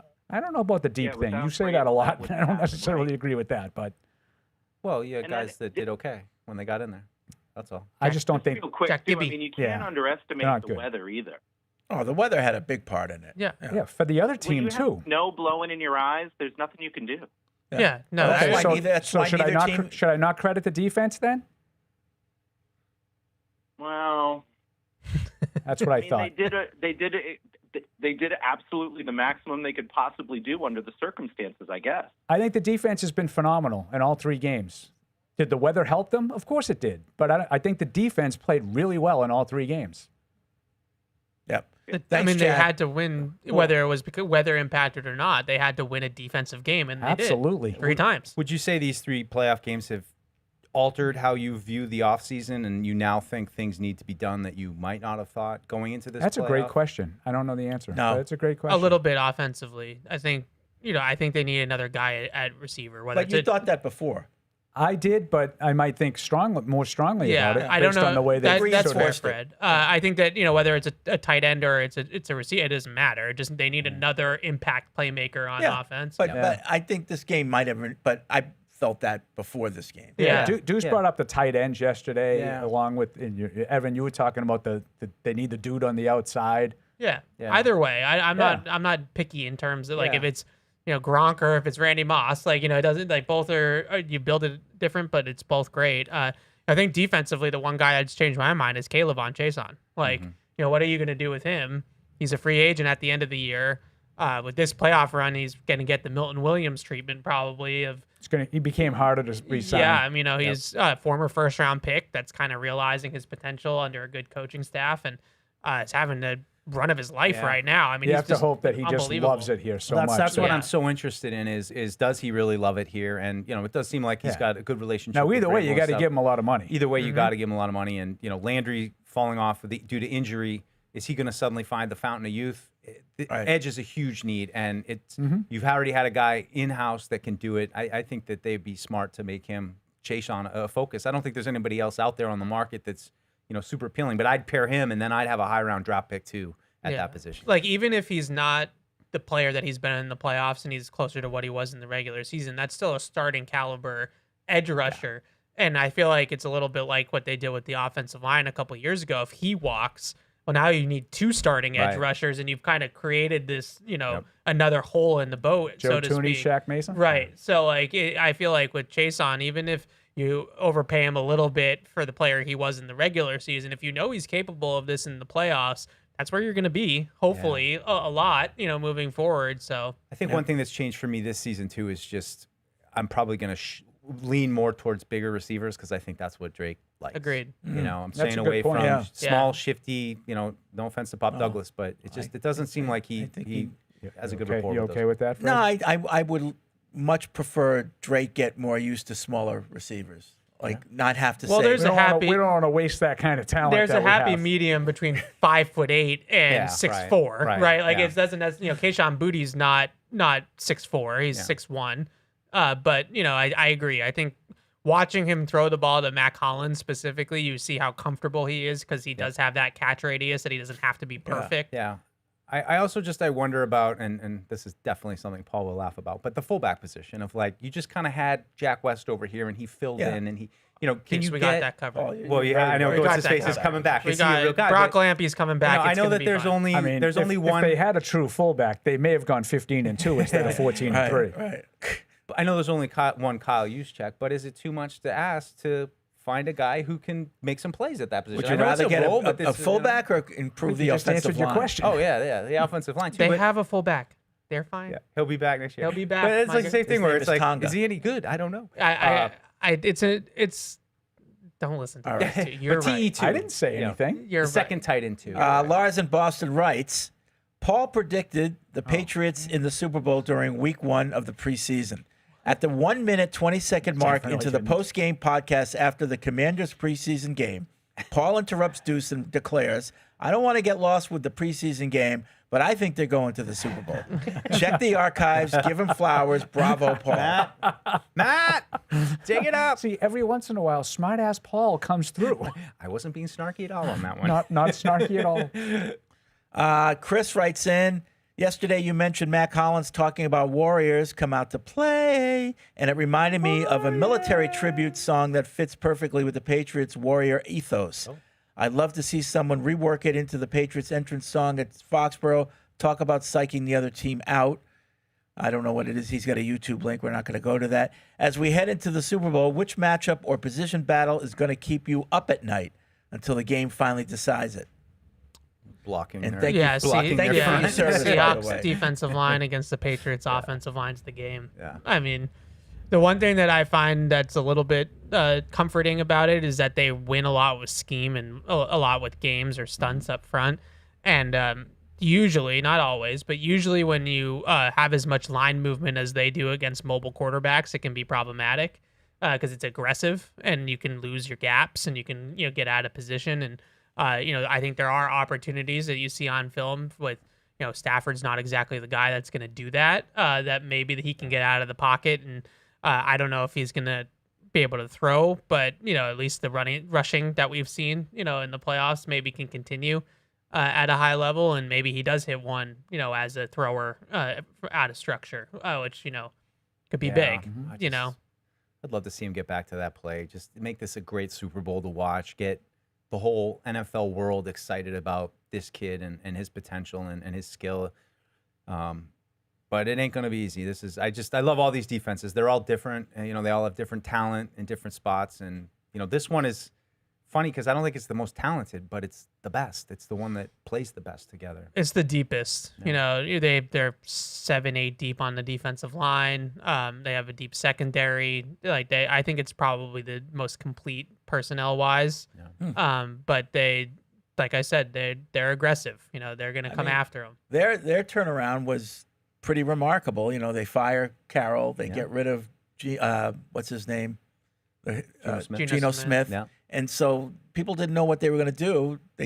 They brought in Darnold, first time head coach, and they turned it around just as much as the Patriots did. Yeah. No, Mike McDonald's been What did excellent. they do last year? Were they 9-8? 10-7. 10-7. And they didn't make the playoffs with 10 wins, but they were, really tough. It was a good job by McDonald. And like Tough division, too. Pete Carroll, they were bad. They were actually pretty good offensively with Geno at the end. They had JSN, they had DK Metcalf. He tore the Patriots Tyler Lockett at the end. That was the first time that their defense, like 380. Their defense fell apart. That's really what led to all the coaching changes. Yeah. Eldred's in North Carolina. What's up, Eldred? Hey, fellas, how y'all doing today? Okay. Hey, Eldred. Did you lose your trucking job? We don't hear the horn anymore. Say what now? You're not in the truck lately? No, I've been off for a couple of days. Okay. Sitting back. Yeah. Hey, Evan. Yes, sir. How about Chris Maselli out of Tennessee, second round, or maybe Chris Bell out of Louisville, but he's going in the first. I've heard of the kid from Louisville. Seen him. Even I've heard. Yeah, a little bit. I got to be honest with you, Eldred. We're in Super Bowl mode right now. Where's your head? Where's your head, man? We'll direct those calls to No Socks. I'm very behind, and Barth brought it up to me today, and it started to stress me out a little bit how behind we are. It's like who to watch at the Senior Bowl. We're both very behind on the draft, and it's not good. Yeah, Yeah. that's I understand. so funny. But I know we're at the Super Bowl. Two things that scares me. Okay, one, linebacker against Walker and out in the pass and them tight ends, and two, they secondary against our wide receivers. They are tall, lean, can pass, and can cover. But the Rams schemed a way to get them open. So I'm just hoping my boy can. So that's what I'm worrying about. Okay. As far as it's gonna, everybody thinks it's gonna be a one wide receiver thing. No, Jay-Z is his volume guy, but he had no problem throwing to nobody else. And the way he looked in that championship game, I think he got a chip on his arm. Donald, the way he looked in that championship game, I think he got something to prove too. Because everybody doubted him also. Yeah. He even threw a touchdown to Deuce's guy, Jake Bobo. All right, third catch of the year. I was like, what is happening here? Oh, I got to get over to this table at media night somehow. Yeah, I'm just going straight for Bobo. We'll talk some Belmont Hill hockey. The NFC Championship game tape, the Rams offense against the Seahawks defense was depressing. I was like, oh, cool. I'll just get Puka Nacua and we'll be good. So I was like kind of like in a dark place after watching that one because I was like, you can't replicate Matthew Stafford throwing a dime to Puka Nacua who mosses a guy and then sick.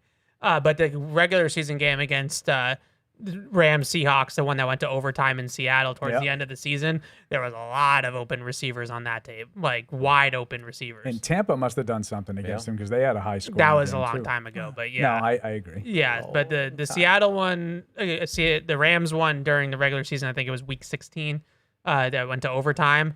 I was like, okay.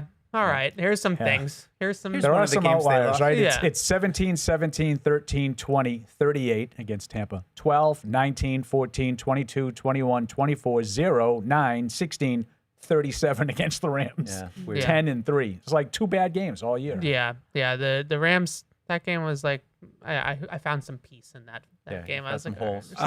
Paulette is in Quincy. What's up, Paulette? I just want to talk a little bit about the AFC Championship game. The Patriots must be in great shape because you see everybody else in Denver, they're on the sideline sucking oxygen, and the Patriots just sat there. Right. Agreed. Absolutely. We must be in great shape. Yeah. I heard you couldn't win Thanks, in that Paulette. stadium. Heard the altitude was too much. I haven't even done this week. I heard the altitude was too much to overcome. What do you think about the noise. Patriots killing another offensive coordinator or coordinator? Yeah, was that worthy? I went on a little bit of a rant about that on Is Catch that right? 22. I mean, it seemed like they were okay. It's not a good look for Sean Nix gets Payton. hurt. That's and then- right. It's not a good look You for call Sean the Payton. plays, dude. Yeah. Like this is your offense. Like you scapegoated your offensive coordinator. Your when offensive coordinator didn't decide not to go up 2 scores. I thought it was. That was your call. And he also fired the wide receivers coach too because he claimed that they were dropping too many passes. And I was like, dude, this is your offense. Yeah. Like you are Sean Payton. You call the plays. Do you remember I had You have that the little play rant sheet. last week about Sean Payton? And I said, it's one of the things that, I thought was an intangible that kind of flipped was because he was without his quarterback now. Maybe he didn't have any pressure on him because I think Sean Payton has a little choker in him. I think he's a really good coach, but I think he has some choker in him. You saw the choker. He choked a little bit in that game. That was some bad decision-making in critical situations. Critical. And he did the same thing with the Saints. And I know I'll just give you one example that no one ever talks about because it was such an egregiously bad call on that pass interference that put the Rams in the Super Bowl the last time the Patriots were in the Super Bowl. Do you remember that blatant missed call on the pass interference? Yes. No one remembers that. The Rams had no timeouts left, and if the Saints had just run the ball on 2nd and 3rd down, they could have called timeout and kicked the field goal as time expired to win the game. But for some reason, he decided to throw the ball, got screwed when they didn't call pass interference, and everybody says that he did everything right. That's losing track of the game, losing track of a situation at a critical at a critical juncture of the game. I just thought it was. I mean, we've said it all, but he got beat by Zach Corrin multiple times in key spots. Like he admitted it. Yeah, and he admitted it, and then he comes out the next day and fires Joe Lombardi. Like, idiot. So it was his fault that you called a boot on 4th down and didn't block Milton Williams. Like, I'm with Paul with Sean Payton. I think he's an overrated coach. I really do. And I like Sean Payton as a coach. I think he's a good coach. I'm not telling you he's a stiff. Yeah. I think he's a little overrated. Chad from Schenectady writes in, can I just say that if Stafford was dealing with a shoulder thing like Maye is, the media would be talking about it like he's playing through an injury that requires surgery and could threaten his career.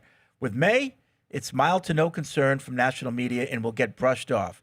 The 180 from national darlings to public enemy number one that has happened since people realized the Patriots might actually be good again and make another Super Bowl a few weeks ago should be studied. Whatever feels good to be us against the world again. So they're not... Can I ask a question? No. I guess. No, you can't. Do They hate want, us. Do you want them to talk about Drake May's shoulder, or do you not want them to talk I about actually Drake find May's the shoulder? whole conversation nauseating. Okay, so Evan doesn't want to talk about the No. shoulder at all, Like, he's going to play, so, right? like... I would agree. I'm not. This is not a referendum on what your opinion is. I just... I'm you know I saying have no time this for guy wants them to talk more about the shoulder injury. Other people think they're talking too much about the shoulder injury. Okay, when was the last time you heard anybody talk about Matthew Stafford's back injury that kept him out of the entire summer and threatened his season? When was the last time you heard anybody talk about that? Well, in the regional area. August is the last time that was talked about.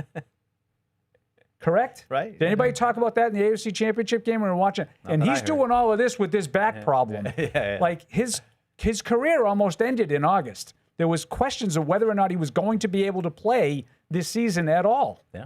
Fred was on it. I just like to, present the facts. Did you hear yesterday the big boy on with... Oh, God. what an embarrassment. That was fantastic radio. I loved it. happened? I loved it. Felger had the audacity to ask him what he knew about Drake May's shoulder injury, and basically the big boy told him, we're not talking about that. Shut up, Felger. This is a non-story. I already told you this is a non-story. Like he broke the story. Good.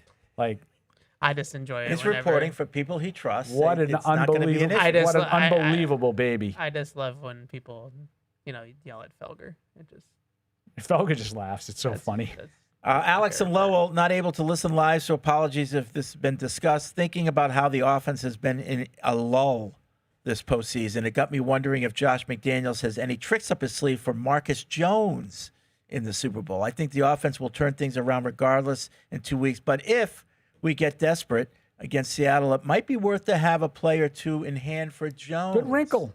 You don't have to save anything, right? Last game, No, you're not it's- worried about keeping him healthy anymore. Josh. He's gonna have. But you get him out there, and it's like, okay, Marcus Jones is I on the don't field. Yeah. Hasn't that happened every time he's been on the field offensively? Yeah, I guess. And he seems to make a play. They've used him as a decoy before, too. I mean, I think that is true, though, Fred. Like, if you're only going to do it once and you're going to throw him the ball, it's pretty predictable. Whereas if you've shown it on tape before where you have gadget plays and sometimes he's a decoy and sometimes he isn't, then it becomes a little bit more useful. I 2 plays. I would say that, I'd more be interested in Travion Henderson returning kickoffs and seeing if he could. Yeah. He now could we're maybe. I've been wondering when that was going to happen too. Maybe he can especially house one. with his workload really being cut back because it's been all Ramondre. He played 4 snaps in the AFC Yeah. Championship game. Yeah. And I didn't kick off a lot, so that obviously played a role. But I like that. you can't tell me that he couldn't be a better option than Dearness Johnson. Matt from No offense. Wichita, I think one positive takeaway from playing 3 consecutive messy find a way to win type games is that McDaniels hasn't had to get too deep into the playbook. I bet there are 8 or more plays in the Super Bowl that we haven't seen before. I'm excited to see anything they can scheme up. Also, I'm going to accept that challenge on behalf of Evan. I want you to tell me if there's 8 plays that you haven't seen before. I've actually, and Because I got to tell you, there's a laundry list of trick plays that they're running every game. They ran a flea flicker in the seen snow. Marcus Jones yet. I do think that some of their core concepts that they've ran all year could use like a left hook. Okay, we love stick. So like now we're gonna run like stick nod, and you're gonna jump the stick, and then he's gonna go up the field. And like I haven't really done a lot of that yet because they didn't really have to. But Now's the time. They might have some adjustments and whatnot because there always are, and I think that Josh is pretty creative, but they're emptying the book every week. Yeah, this is more about I think we should run quad post. Yeah. Oh, quad post. That's where You ever hear all that? four run a post. It's a common Just it's a nuclear quad right. They just all you hit the posts. button, nuclear war. 4 guys go straight and just let them. Quad post. If you have Ed Reed happening, so if you 4 have Ed Reed, verticals. you could take all 4 guys out with one defender. So 4 verticals. Yeah. Best play in sports. Is it 4 verts? Well, I personally am a fan of I'll Go Special. All go special. I'll Go Special, which is like 4 verts, but the inside receiver runs like more of like a post than a go, and it kind of occupies the safety a little bit better. But that's like how about hook and everybody. ladder? Give me the hook and ladder. We've seen it a few times this year. What about the Statue of Liberty? See, like, ladder. I'm less interested in all these little trick plays and more interested in like everybody kind of knows what you run now. Yeah. So like, what is the complement off of that thing you've been running all year that maybe they haven't seen on film yet? You know, like they know that you're gonna run Stephon Diggs on a little option route over the middle of the field. So like, is there another thing that they can do off of that? Like maybe he goes vertical instead of What about mesh rub? Closer. Mesh That's a rub. real thing. Mesh, no. Okay. Mesh is a real thing. You're hitting some of the bingo cards. I mean, like mesh rub is kind of redundant. It's kind of like ATM machine. No, but you get to the mesh. No, you get to the mesh point, And then you rub. 'em. They give him a little rub. I didn't want to He know what gets you're relaxed, and then you get away. One other thing from Matt before you go on. Hold that thought, Deuce. What does this defense have to do to get national media attention? After every game, the narrative is the other team screwed up. Well, there might be some truth to that one. They hate us. Because they not that one. They edifice us.